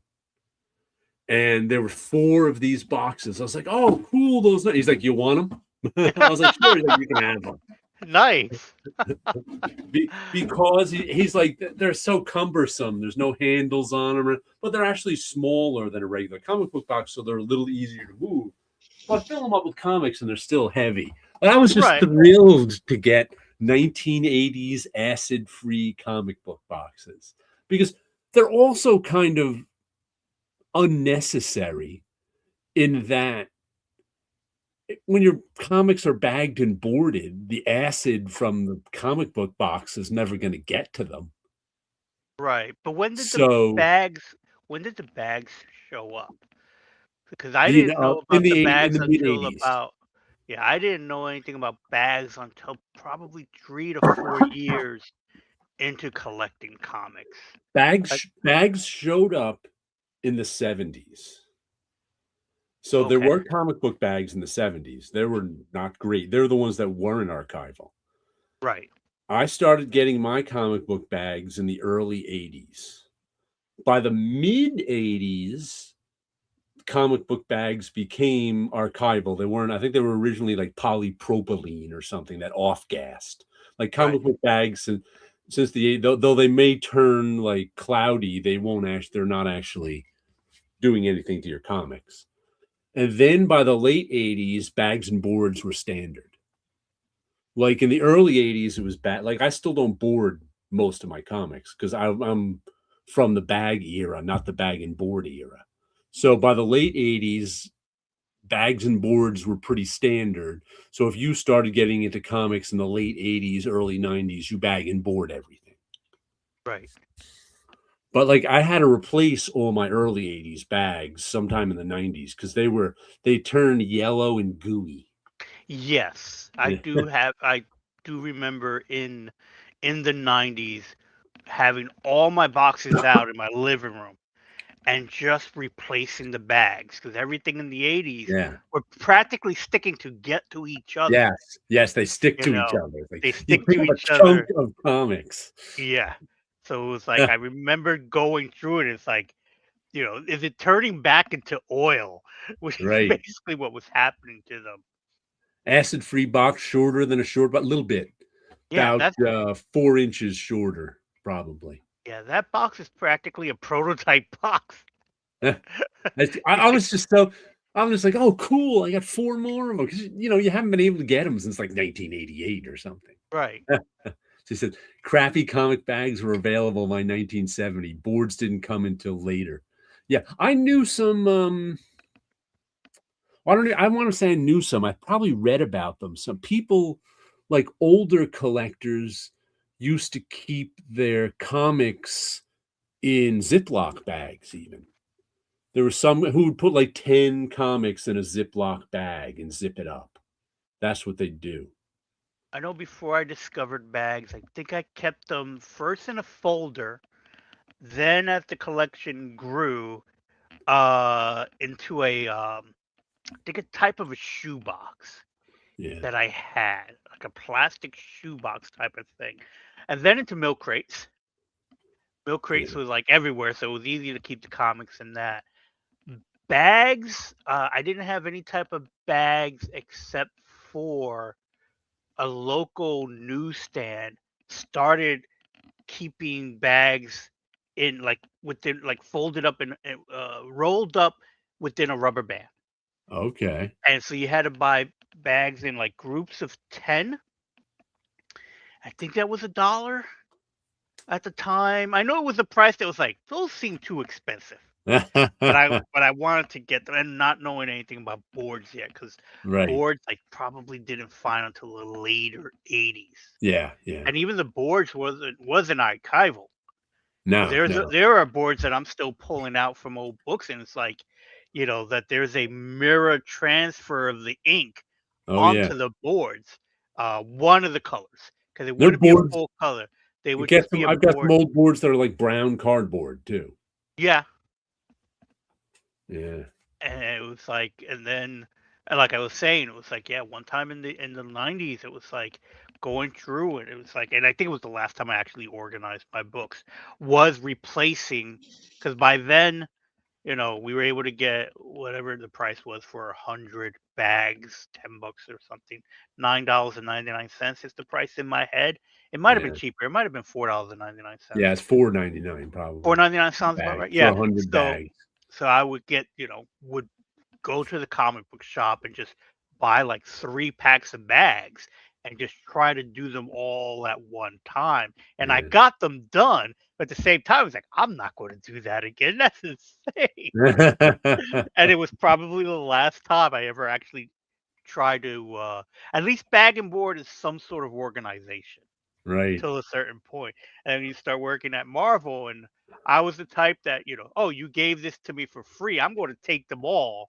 And I'm going to attempt to read them all. And at that time I did, because the commute was a good thing back then, because I could get you 3 or 4 comics on the way home, if not more. And and I think it's like I remember older comics that way only because I read them 4 or 5 times. Right. So it's like now it's like I may skim through it, and it's like I completely forgot that story. And missing mirrors talking about no such thing as a perfect bag, even the Mylar split. That's why I don't buy the 2 mil Mylars are good. Those are the Mylar pluses, 2 mil. The Mylar lights, I think, are 1.5 mil, and they split all the time. Oh my god, they're the cheapest of the Mylars. I can't get those. They split all the time, and they're very thin. But if you get the My Lights, that's it. My Lights 2, because there's My Lights 4, and the 4 mil, that's a little bit overkill. The My Lights 2, I think it is, I find are the best ones. By the way, E. Gerber is going to have a new website soon where you can order Mylar bags from their website. That's what their website says now, because after the last 20 years, you have to call them on the phone to order bags. They're like, coming soon. You can order bags right here. I'm like, really? Now, 20 years later? Hasn't that been news for about a year now? That sounds vaguely familiar that we had this conversation. Yeah, we may have. And so they may be announcing it, but I don't know if it's ever actually been I think I checked available. a week or two ago and it wasn't up. Graphics, man. In my day, 1978, we used any plastic wrapper we could get our hands on. Hey, I used to like the cardboard mailers. My subscription came in. They did a pretty good job. They were the now mailed flat era. It was just like a cardboard wrap. It was like that brown craft paper. A tube. It's not even a tube because it's flat. It went around the comic like a bag, except it was brown craft paper, and there was no top or bottom, so the comic could slide right out of it if it wasn't tight enough. Usually, that's how they mailed it, and it was tight enough, and they came through fine. But sometimes you'd get just the wrapper, and you're like, "Where's the comic?" Oh, that would be my greatest fear. Like, that's why I did, when I did subscribe. No, I attempted to subscribe, and the book that I subscribed to, I think, got canceled or something. So I ended up getting some free comic books, and then while at Marvel, I didn't need to, but they did eventually start doing those in bags, in complete seal bags. And I didn't like the idea of having the comic folded up. I saw those as well. It's like, ooh. Yeah, sometimes I would get the wrapper one day and the comic the next day. So at least the mailman knew I was getting comics. Maybe he was reading them. He might have been. But sometimes they came separately. After Infinity says, 1978, Spidey was quippy. You could get a pizza for $1 and the cops didn't beat you up too bad. Ho, New York City cops would. I've got one friend, I don't know if I've mentioned it before, but friend from years, part of the group, not a comic book guy, but Daniel's his name. He's sort of the very quiet guy. The quiet, even-tempered guy you've known for years and years. He grew up in New York City, but he's kind of hippie-ish. Like I said, very quiet, very even-tempered. One day I was talking to him years ago. Oh my God, does he hate cops? I was like, that's the most passionate I've seen him was talking about cops that he hated. Because when he was a kid, he had long hair in the 70s. Then the cops used to beat him up for having long hair. So I was like, whoa. Crazy. So those New York City cops would probably beat you up too bad. Maybe the local one. Maybe the local Bobbies didn't, but those New York City cops with the mustaches, they had some anger issues. Let's see, what else did I get this week? I still haven't seen the TV show, but I picked up the latest issue of The Beauty. Jeremy, I think we have a guest artist this issue. Art by And RK. I don't know what kind of last name RK is. It's just an R and a K.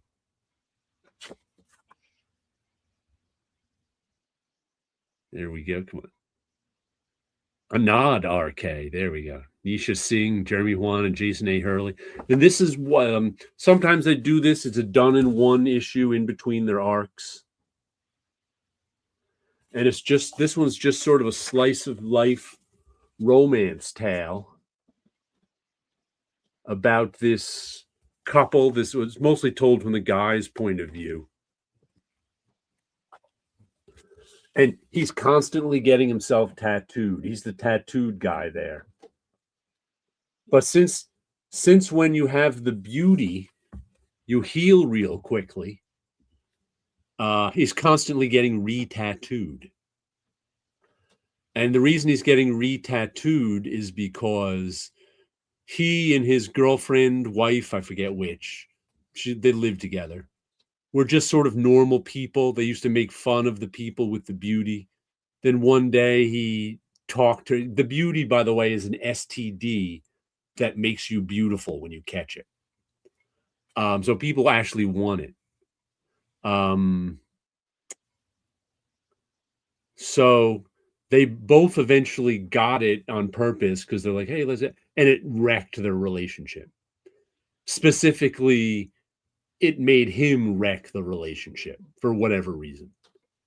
And so then he was miserable, spent his time getting tattooed, and came to a bad end.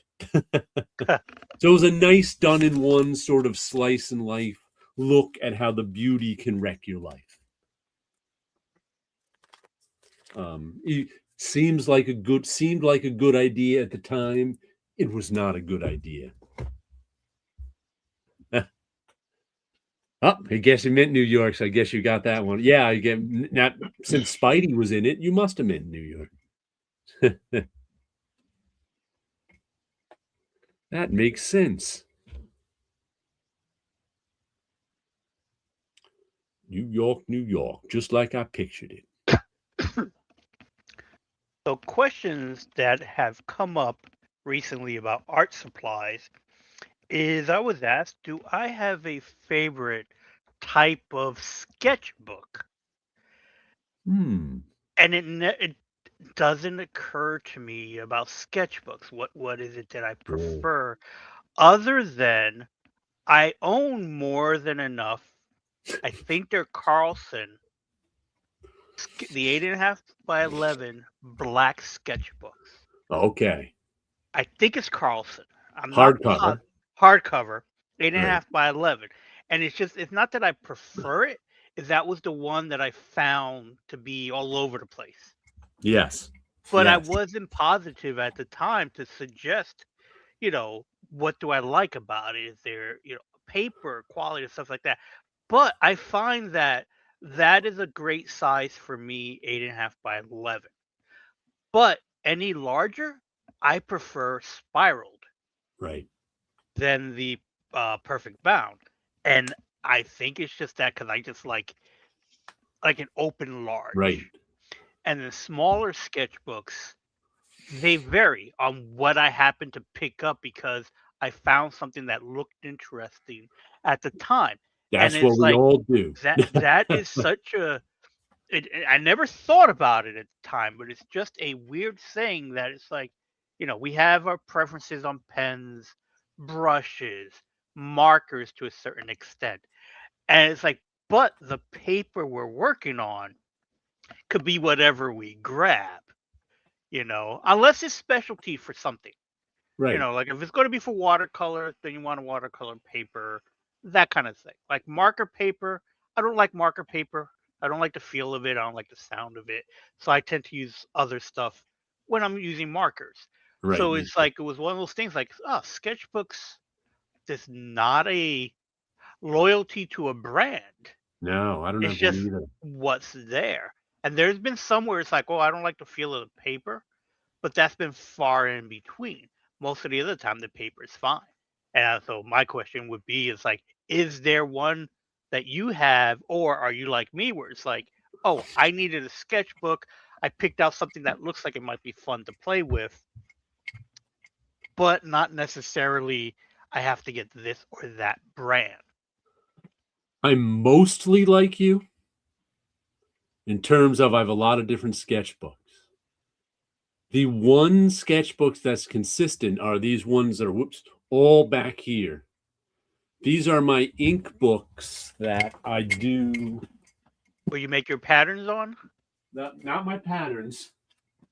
These are the ones that I do my thumbnails in, my ink drawings. And I fill up one a year. This is where I get most of my ideas from. When I need to get an idea for something, I can and I fill up one a year, and I got it. This is year 27.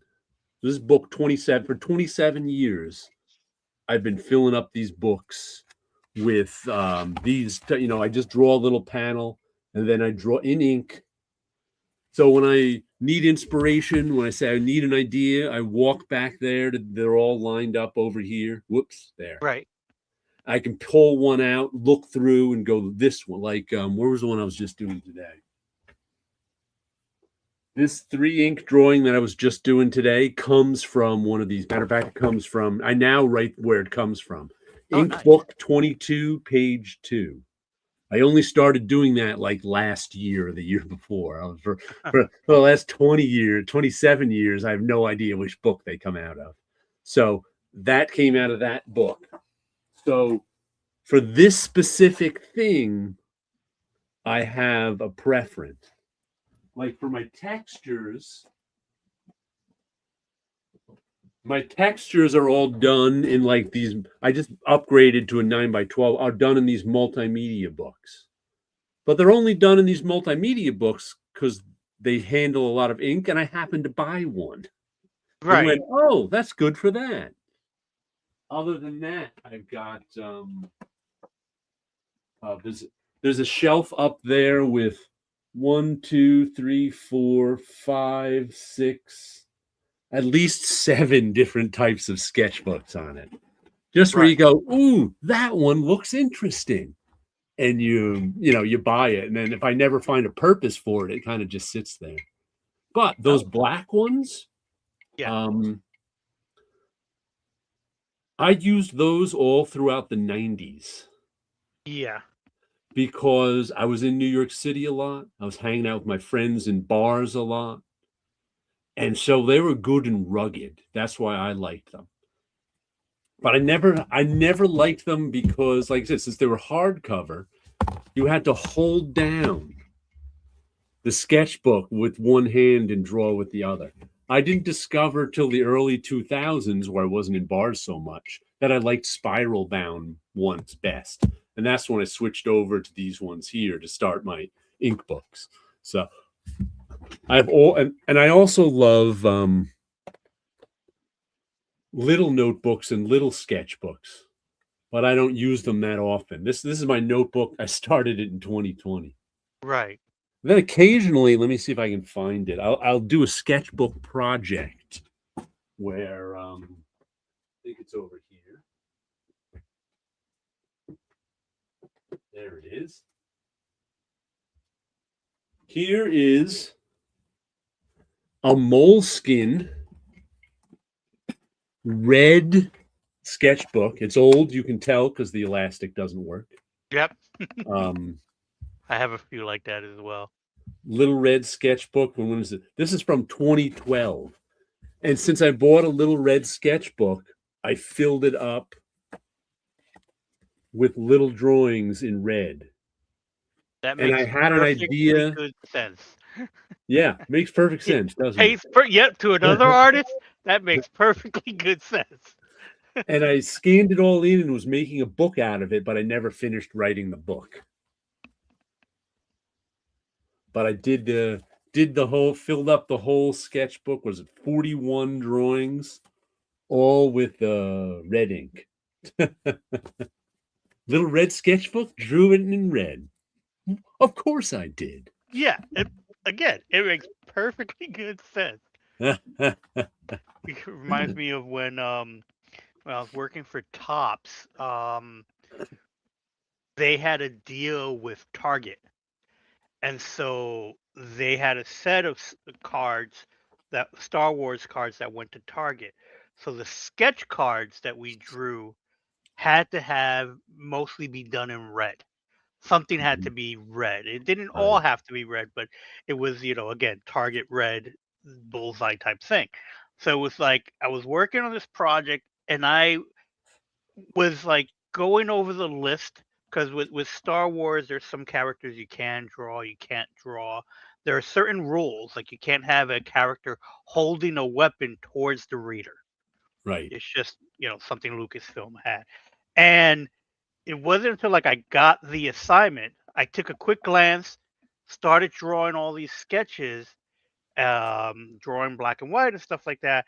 And then I go to read again and it says, please make it mostly red. I completely missed the red part of it.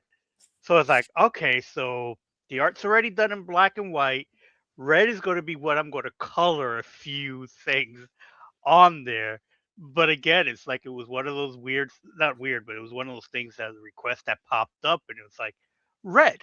It has to be red. So I could completely see why, here's my red sketchbook is going to be done in red. And that the moleskins are notorious for like that rubber band. This is why I hate this elastic when it gets all non-elasticy. It's like I want to just take it off, but then it won't be there. It's like yeah, it seems incomplete. This was like a special edition red too, I think. I don't remember ever seeing another one red. 2012. Wow, that was a long freaking time ago, wasn't it? Yeah. Someday I'll get back and write last week. Just last week. Yeah, sometimes that's what it feels like. Mere moments. How can the 20th century be so far away? I'm not sure. See, Captain Infinity says his current sketchbook has a red cover. I use black ink pen on it, but my secondary pen is red. Fascinating, yeah. And I bought this one just because it was red covered. Oh, but that reminds me too, I'm one of the faculty advisors on the Pratt yearbook. And we usually let the kids do whatever yearbook they want. We just make sure it can print. Right. And the yearbook they made this year is this size. Really? They made a pocket size yearbook. I thought it came out really cool. But that's what they wanted to do. I was like, I haven't gotten it. That's a unique idea.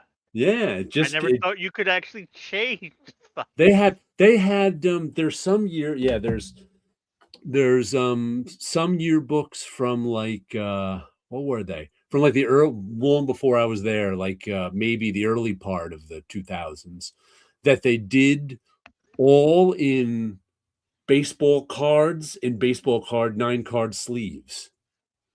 So they had the whole yearbook printed up as baseball cards and had to put them all into 9-card sleeves and put them in a binder. And that was their yearbook. It was wild. That is definitely wild. And they did some other wild things like that's what I took it over last year with Deb, my co-teacher. She's like, you want to help me on this? I need you to help me on this. I was like, all right. It's volunteer. You don't get stipended for that. But she wanted to take it over too because it's like the 2 years before they used like a yearbook company. Right. And made these just bland yearbooks. And she was like, Pratt cannot have these bland yearbooks. They're an art school. Yeah, art and design. Mr. Negley was the yearbook guy. So it was part of the class, the graphic design class puts together the yearbook. Right. That's like, that was part of it. So, you not only get artwork into the book, some students were actually physically putting the books together. And that was fun to do. Yeah. That reminded me, that's a project I want to try out now because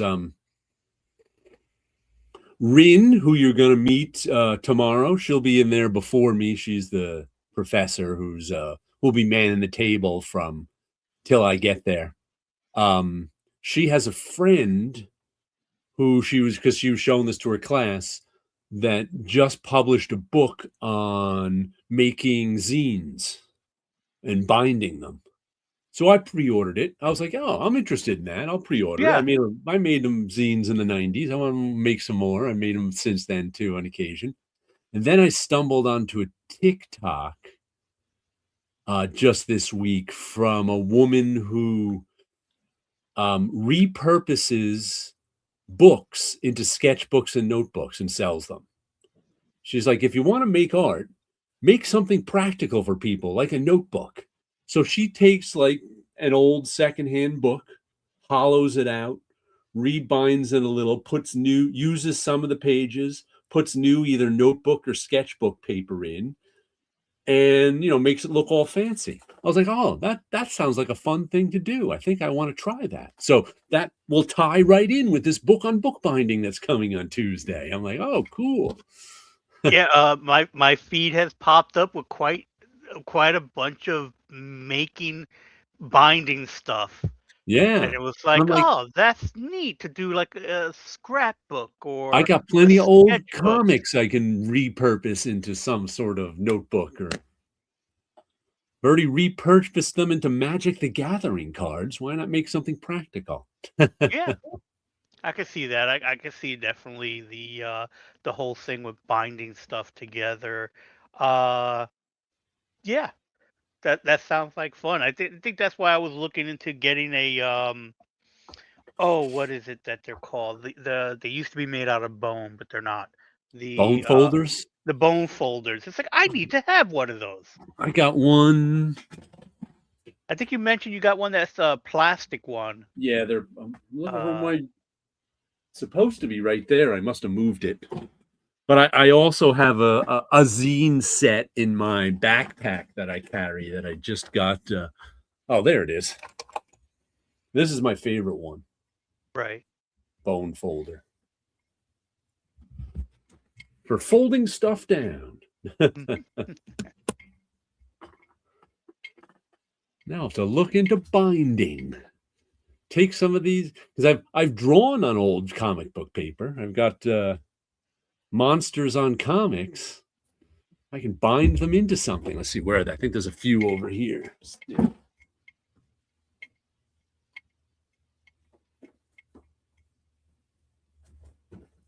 Drawing right on old 19. It's tough. This paper is so delicate when you go to draw on it. Right. And that's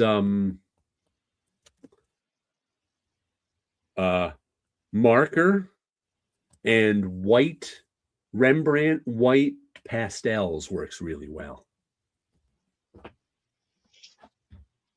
Let's see, where is that? I don't know. But I've done quite a few things like that over the years. Now I'll bind them into something. Whoops, missed my arm. Bone folder. Have you ever made any zines, Paolo? No. No. No, not even a school paper. Not even a school paper. That Marvel photocopier made a lot of my zines in the 90s. It made quite a few ash cans for me. My early stuff when I was developing Team Kaiju, it was like, okay, I got some artwork. I'm going to make an ash can. Flo proofread it for me. And I handed out a bunch of them at San Diego Comic-Con. And it had the Chris Giarrusso comic strip, during his Bullpen Bits days. So it was like he was still developing that art style. Right. So it's like I have an early one, a 3-panel strip from him that was like, oh, I got to put this together, because I had gotten a cover and I got a bunch of pinups and like maybe the first 3 or 4 pages of the book drawn out. Color cover, because I used a laser color printer that I had, and then the interiors were all from copy paper. and then just put it together, stapled it, and just gave them out at cons. So it was like, so because I wanted my book to have an ash can to it, because I had discovered ash cans recently.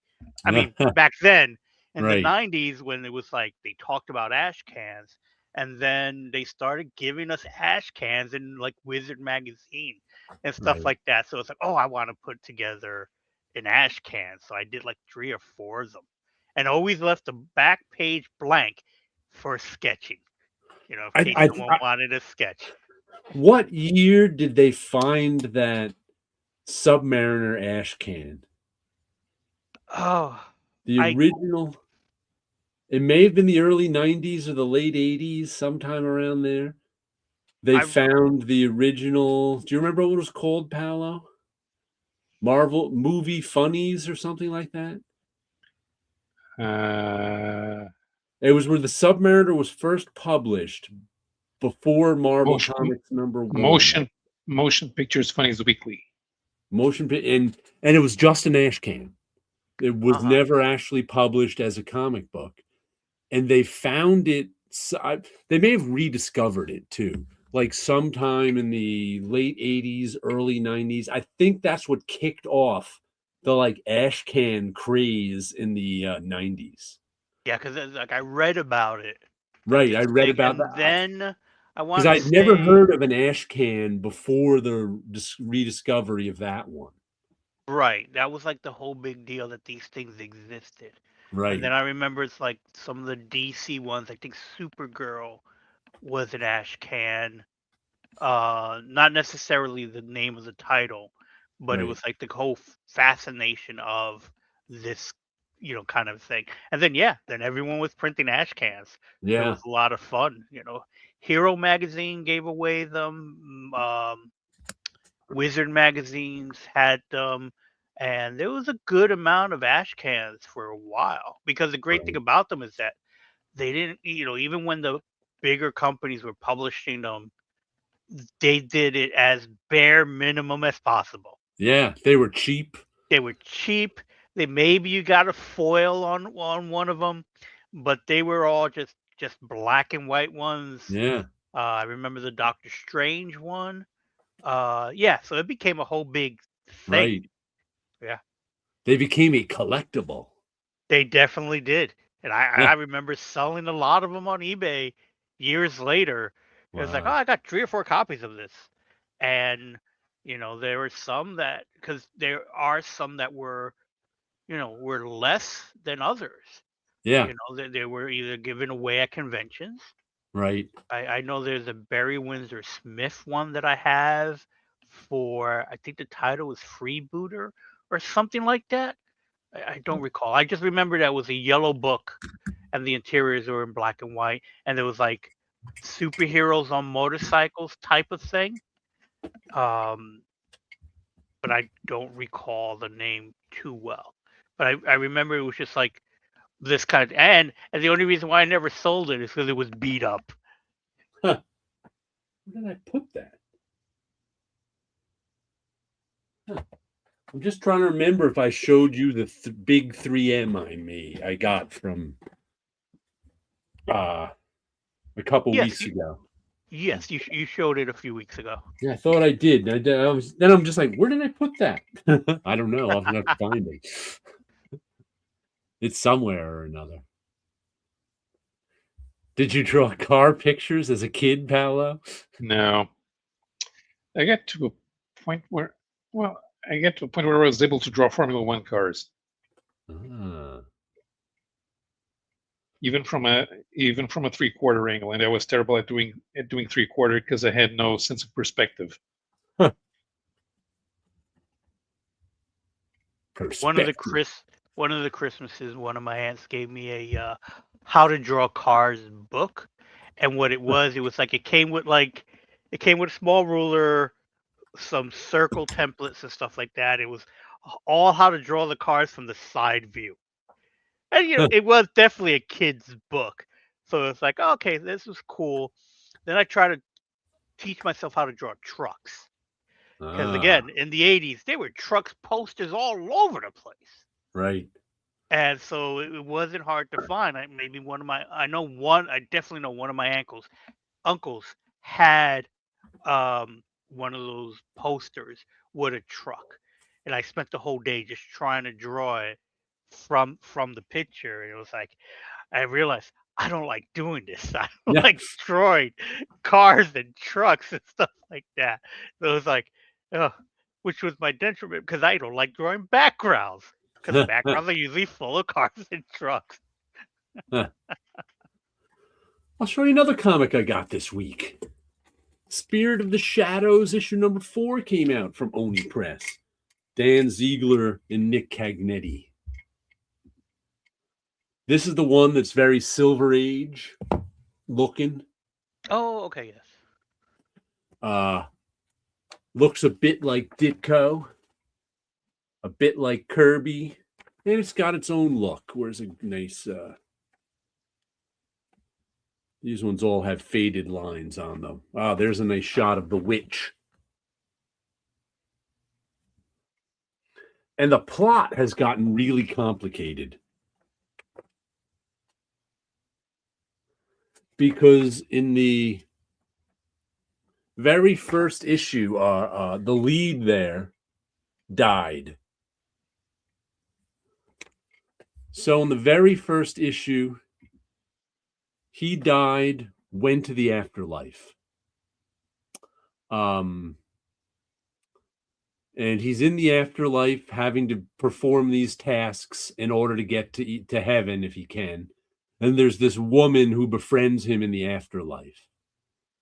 Meanwhile, back in the real world is this witch and this scientist. And I think the scientist killed the guy.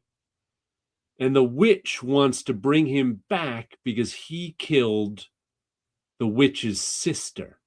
Meanwhile, there's this backstory of when the guy was alive. He was a poor violin player who fell in love with this rich girl, and the rich girl's father didn't like him.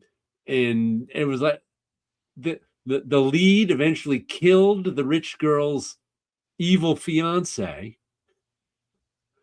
And then we find out the witch successfully brings him back to life to be in her thrall. Meanwhile, we find out like when he's in the afterlife, he loses his memory of what his life was like, and he's got this book he has to use then he gets his memory back, and he finds out though he was a good person, he kind of turned evil at the end. So now he ended up killing a lot of women to try to resurrect his wife. And the woman who was helping him in the afterlife was resurrected, who we find out was one of the women who killed, who's the witch. And it's just like, oh, this is getting complicated. But it's been good. It's been a lot of fun. The art is terrifically fun. The story just keeps getting more complicated, but it's good stuff. And I think, is Carl Bowlers our editor in this? Yep. Carl Bowlers, who we used to work with at Marvel, and I worked with at Bad Idea, is the editor on this. So I'll give him a shout out for making a comic I like. Yep.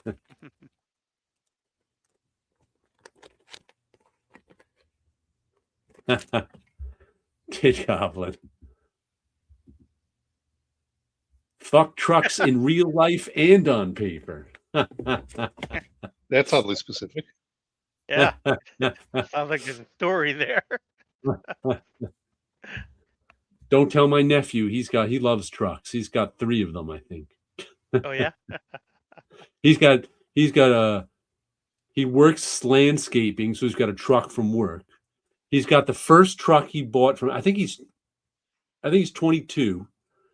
Bought the first truck he bought from a neighbor that he's been fixing up. That he fixed up, but it took too much money to fix it up, so he bought a second truck. 3 trucks. One he still fixes. The second truck, I think he still fixes up too. But he doesn't have to fix up the work truck. That's the boss's truck to keep running. Most full-size trucks are illegal to drive in Europe. I mean, they're not quite illegal. You require a trucker's driver's license to drive them. They are gigantic. Yeah. American trucks, the pickup trucks these days are huge. They're like taller than me. You need a step ladder to get up into them. They're crazy big. It's like, why? Not even the taller than you. The hood nowadays is almost as tall as a person. Yeah. It's crazy how big they are. And the bed is still a small bed. Yeah. Bed's not any bigger. Now, here's the thing. In Europe, Japanese medium-sized pickup trucks have a higher cargo capacity, right, than full-size American pickup trucks. And they're illegal to have here. Right. Because of the diesel engines. I think it's more than that. I think it's because those trucks are so inexpensive. Yeah. Yeah, they don't want the Japanese imports. Yeah, they invented the chicken tax because of it, and they wouldn't be cheap to produce in the U.S. They'd probably have to be produced in Mexico because there used to be an opening for building cars in Mexico, but not trucks. Right. Both of my nephew's trucks are diesel. That's what he likes, because diesel which are hard to find in America, because you need to go with the heavy duty versions to get a diesel engine. Tit Goblin says, rural Newfoundland truck culture has made me a smug townie my whole life.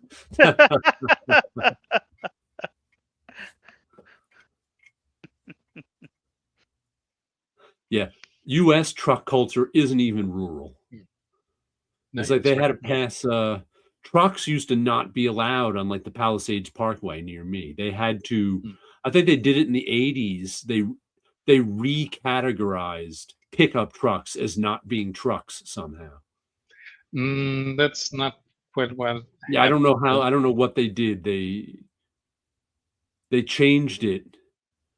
We used to have laws about trucks that don't apply to pickup trucks. Right. So you have Class 9 trucks, which are the long haulers, and those, anything below that, it's a passenger. Even if it's a truck, it's a passenger vehicle. But what the NHTSA considers a truck is anything that looks like an SUV. I think it has to do with commercial vehicles too. Pickup trucks used to be commercial vehicles. Right. But now they're not. Right.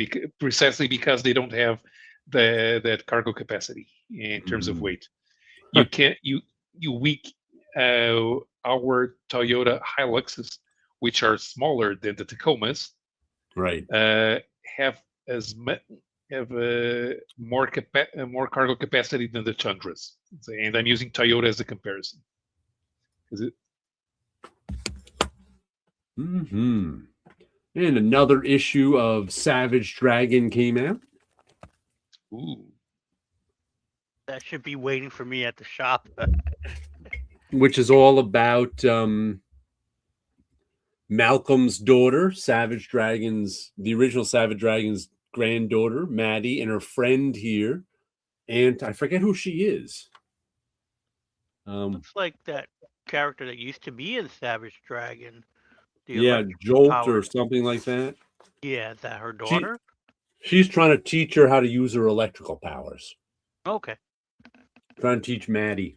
And so this whole issue is a Maddie adventure, except for the splash page where I completely forgot that Malcolm Dragon has been in Russia for issues now. Now, I guess he's running from the superpowered Russian ballet dancers, these appear to be.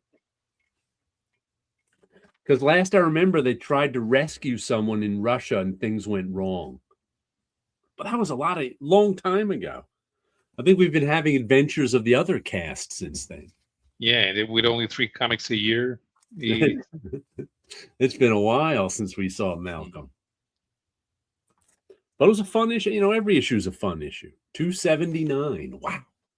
That's a lot of issues. Yeah. How many comics are above 279 that haven't been numbered? None in Marvel DC. And it's been done by the same artist as well. Oh, that's even crazier. A few of them, yeah. That's even crazier. That's, oof. Even crazy. Usagi Yojimbo, maybe, but that's been renumbered. That's about it.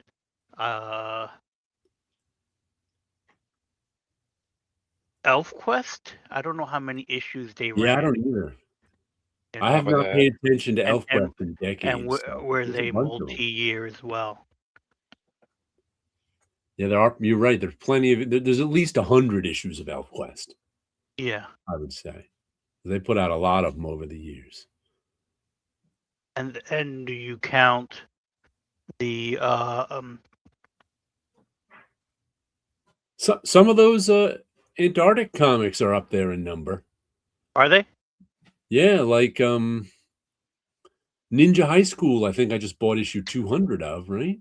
Right, yeah. Those guys have been constant as well. Comics almost no one pays attention to.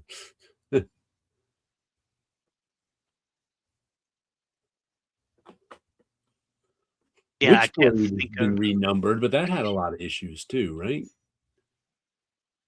So I think Witchblade ended around issue 200, and now it's been going for the last few years under another numbering.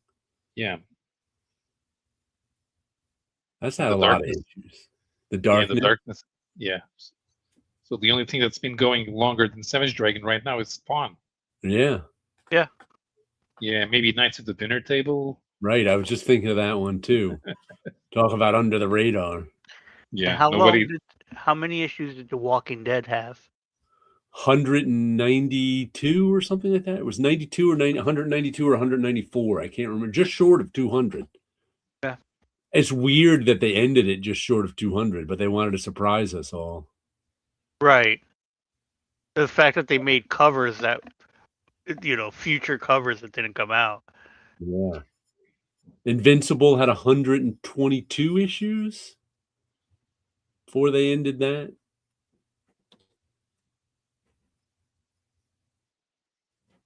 I don't know. I think that was it. 122, 124 maybe. Maybe it was 124 because I think they did them in 12 issue groups. Yeah. There's 12. I got 12 collected editions, right, of 12 issues each. I think that's what it is. Oh, okay. Cerebus, of course, had 300.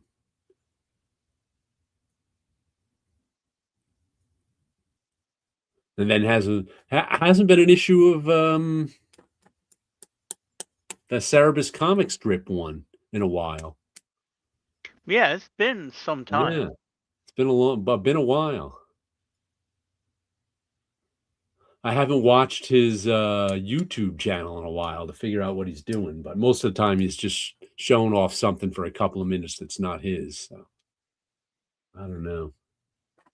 But 61 issues of Monstrous. Yeah. Still going. Sana Takeda and Marjorie Liu.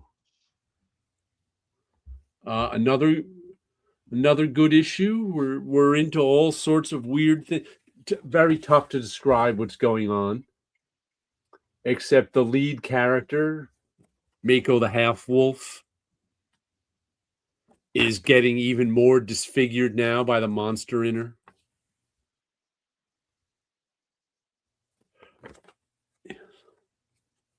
As she fights all these gods and goddesses and the defiled and people in the I'm not 100% sure what happened in this issue. Not that I couldn't follow it, but I skipped the recap and was like, oh,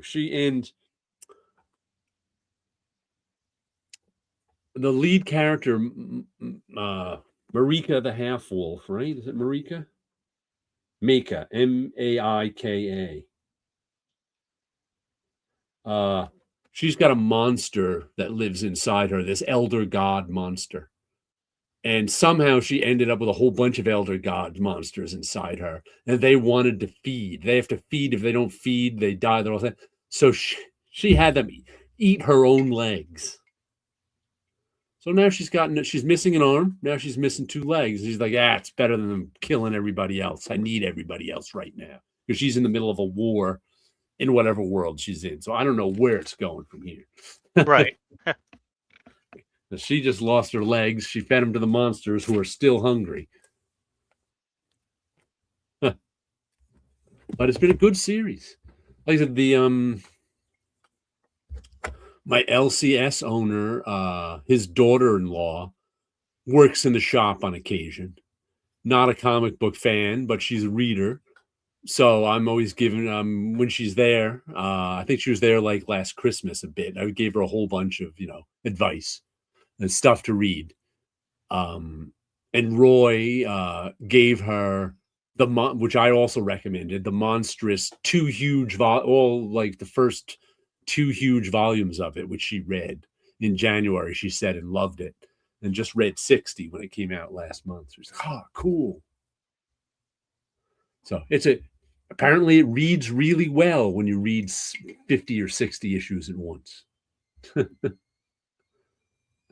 Dave Sims' YouTube channel. What a world. Yeah. Living in his own world.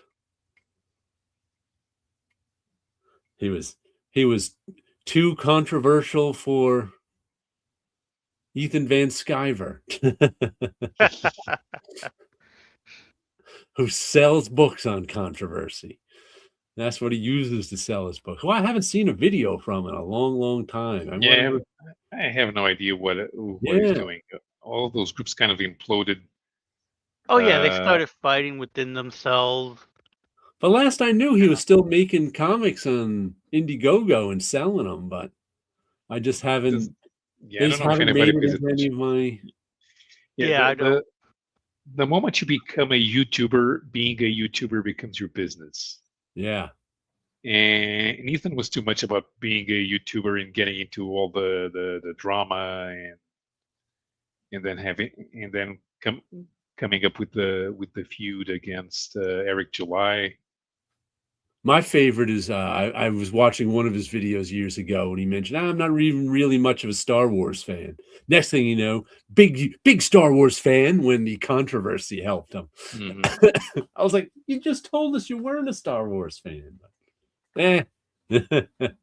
We could rail against the wokeness of Star Wars. He became a big Star Wars fan.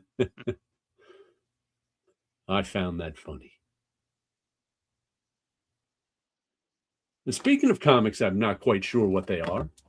I think this is my last one of the week.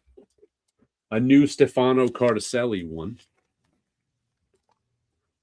One of the expensive Keen Spot comics, Strength in Ash, which I just love his art. It's a guy getting punched in the face. And the first few pages were about this superhero who seems to be getting shot at some point. And then it switched to this story about this kid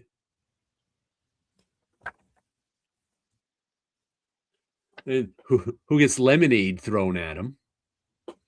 And so it's your, picked on kid story. And I don't know what he has to do with the superhero.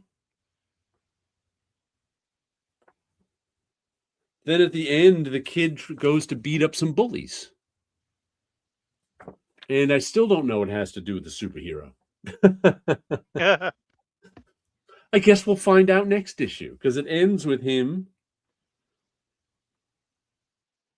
The bullies break some bottles, and all of a sudden the kid has electric power? I'm not sure.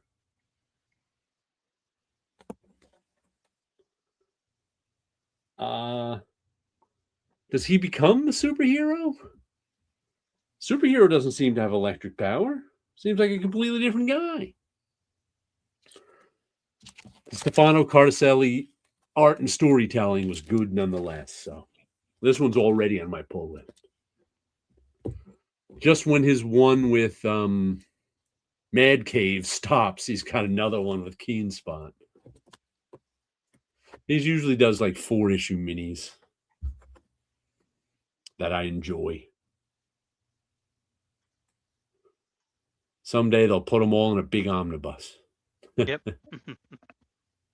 I haven't bought an omnibus in a long time.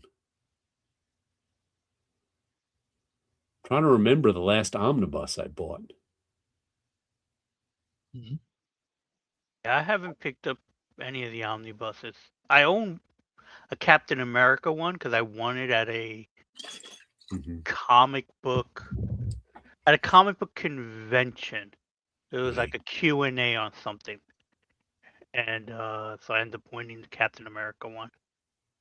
Oh, I still haven't read it, but I bought the Howard Chaykin Times Square omnibus, but that's barely an omnibus. I mean, it may have all the Times Square stuff in it, but you know, it's a couple hundred pages. It's certainly not gigantic. Oh, Hate. The Hate collect. Well, I guess, put 3 of them together and it'd be an omnibus. It's the Complete Hate. That was probably the last one I got. Did I get that last year, maybe? It took me so many years to buy it that I don't remember. Right. I meant to buy it like 5 years ago. I waited so long to buy it. There's a whole other volume of Hate. Another 4-issue series plus the Butch one-shot. So it's not complete anymore. Right. It would have been complete 5 years ago. Yeah.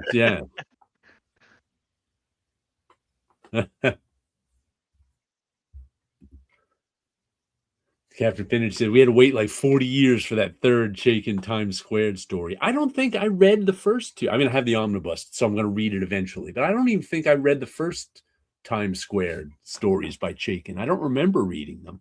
But yeah, they came out in the 80s. Was a long time ago. Yeah, I ended up not even buying the Brazilian editions, and I know the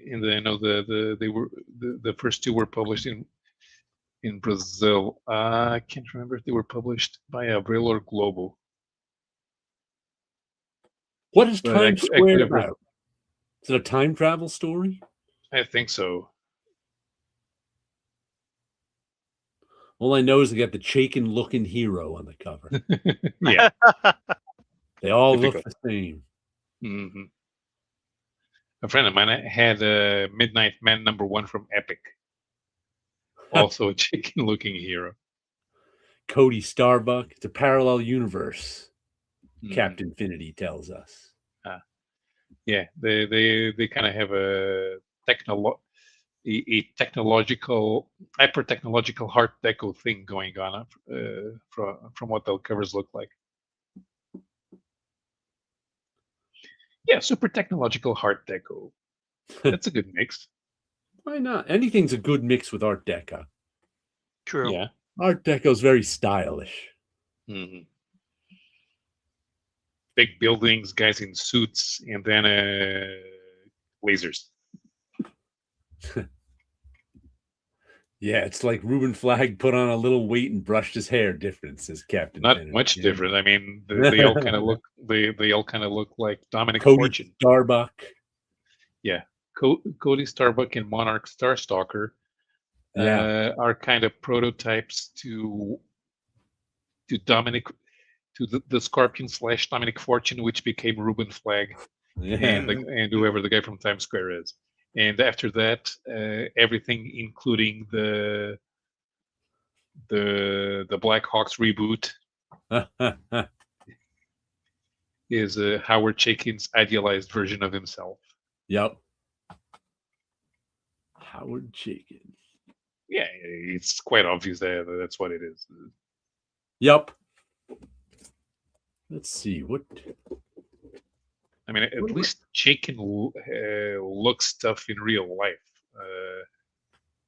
unlike some guys who want to do themselves. He is tough in real life. I mean, yeah, it's not just looks. Yeah, right. No, He'll talk the talk. I mean, I don't know if he fights anyone physically. Well, right now, probably not. But most cartoonists aren't going to get into a fist fight with you anyway. No. Except Jim Steranko. Maybe Jack Kirby, but I don't think he's getting in fist fights with other cartoonists. He's very professional. I mean, he probably hasn't been in any fist fight ever since he came back from World War II. Yeah, probably. Because now he's an adult. He right. He was never looking for fist fights. He just had to when he was a kid. Mm-hmm. Oh, there's one of the urban legends that he used to go to the other neighborhoods to pick fights with the other kids, so he could learn from their fighting styles. But that's because he had to fight. Mm-hmm. If he didn't have to fight, he wouldn't do that.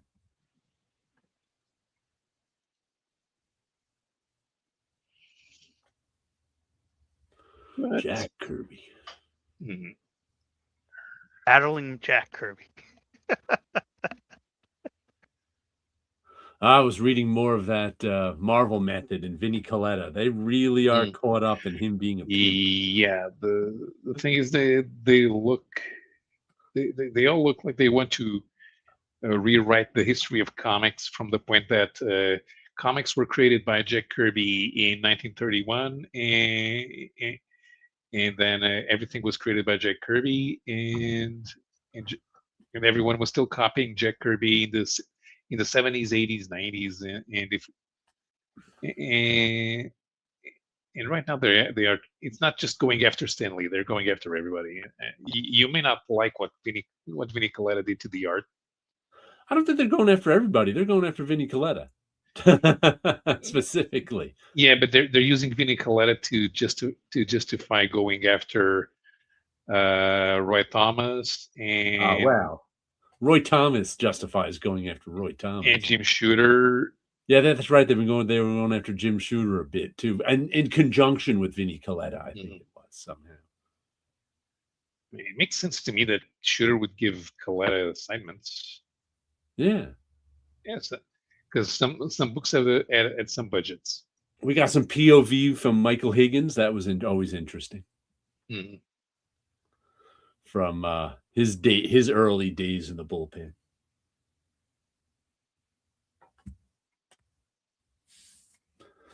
At least he can tell us firsthand things. Right. I don't necessarily always trust his judgment, but at least it's firsthand.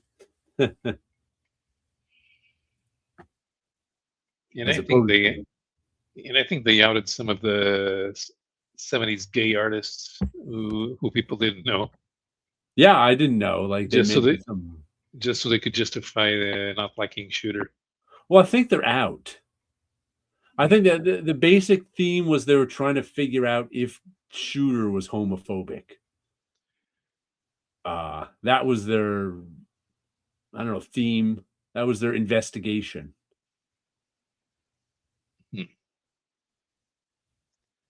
Because of that first scene that Shooter wrote. The one he says didn't happen to him. Yeah. Which I'd forgot about. What was that in? Hulk magazine. Hulk magazine? Okay. There was a scene that Jim Shooter was the writer, right? Right. And it was an attempted, and there was, usually no gay people in Marvel Comics, as there wasn't in the rest of pop culture at the time. Right. And the first one in Marvel Comics was in the Hulk magazine, and it was an attempted gay rape. And a lot of people took a lot of, the in the closet gay people at Marvel. Maybe they were out of the closet. I don't know. I didn't read that closely about it. Took offense to that. Right. And he could have done better because the Hulk magazine was not code approved. Right. I think I remember that. I think that jogged my memory of that scene. And me finding it weird as a kid. Wondering what that scene was doing in there. Right.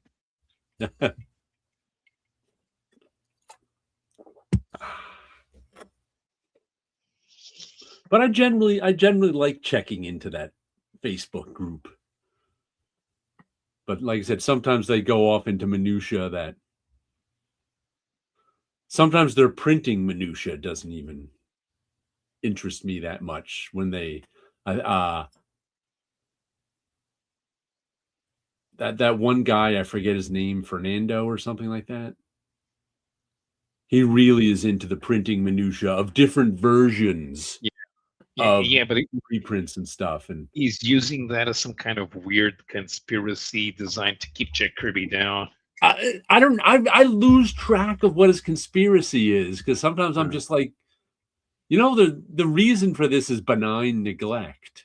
Yeah. They weren't paying people enough attention they weren't paying enough attention, but not paying people to pay enough attention to make sure all the reprints were good quality. They just went with whatever they got. Sure. Yeah. I know I told him about some of the essential stuff. I'm like, listen, we had to get that out.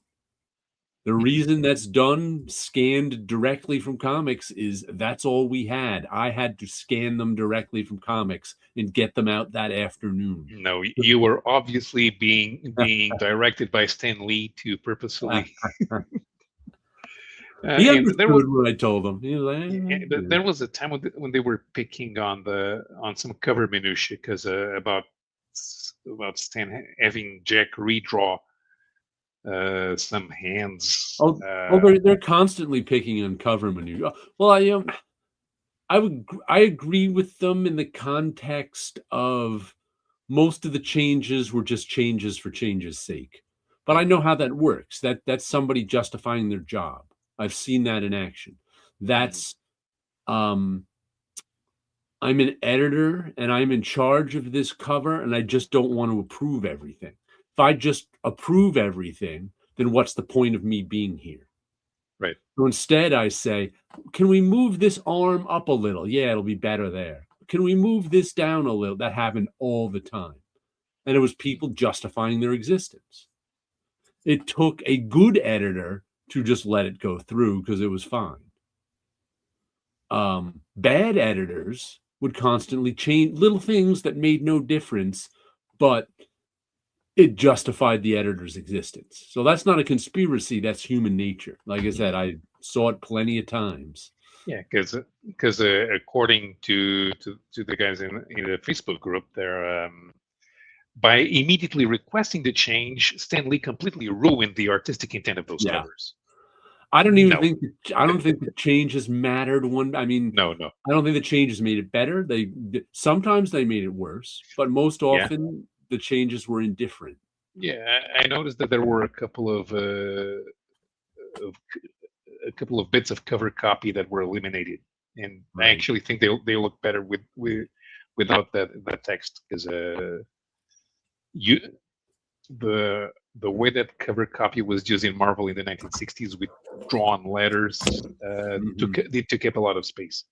So I think that in those cases, but in most cases I agree. Okay, let's move the arm a little. Fine, but it's just a thing.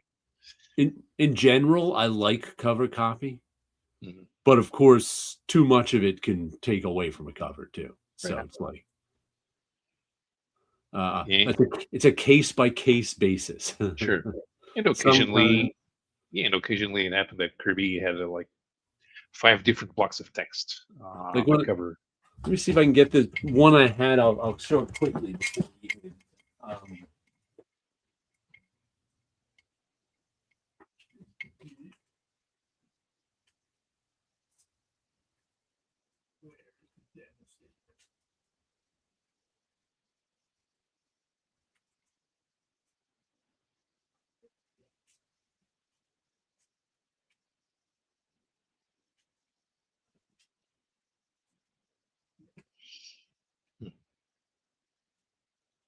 Got lost?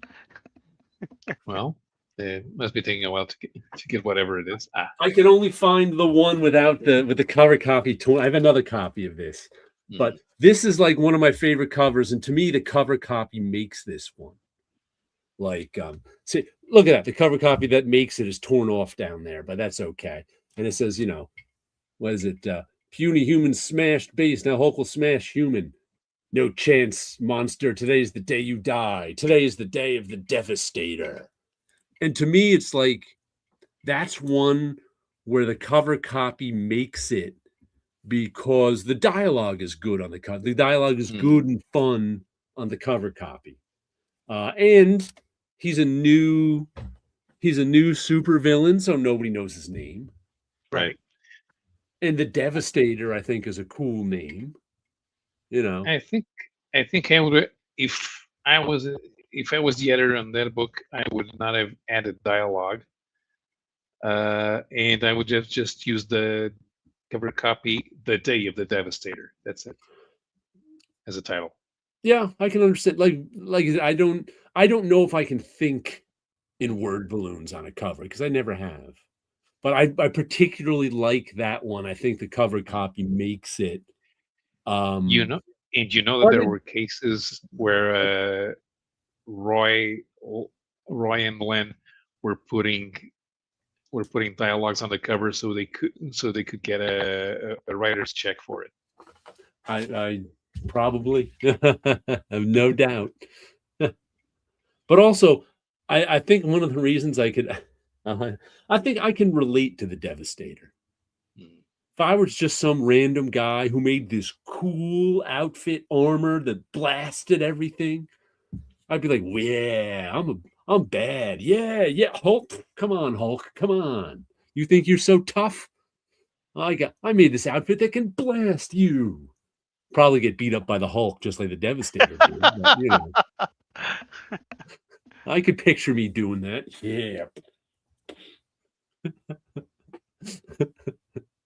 Yeah, you think you're so tough? I'm the Devastator. In the name. I don't even think I've read this comic in 30 years. I'm going to have to reread it just to find out what happens. I assume the Devastator, lost and got beat up. Yeah, because I don't recall ever hearing of the Devastator. Was that one and done issue? Yeah, no one even says Quiet Key, first appearance of the Devastator. I think it might be the only appearance of the Devastator. He appears in an issue of ROM. Really? Yeah, and Quasimodo had taken over Rom's body. And Quasimodo beats Devastator in the robots that work for him. Wow. And he's got a pointy forehead. How can you not like that? The Devastator. Today is the day of the Devastator.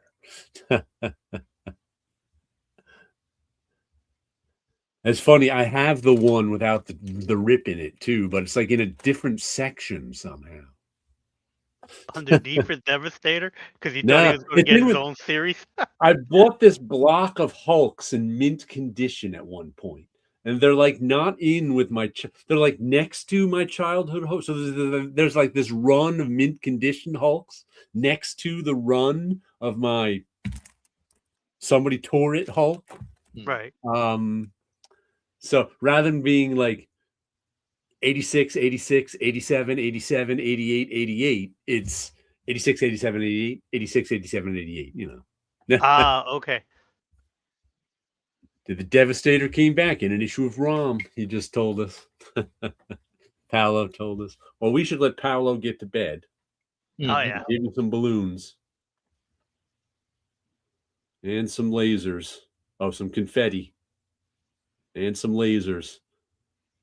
And we'll be on Paolo's channel next week. That's right.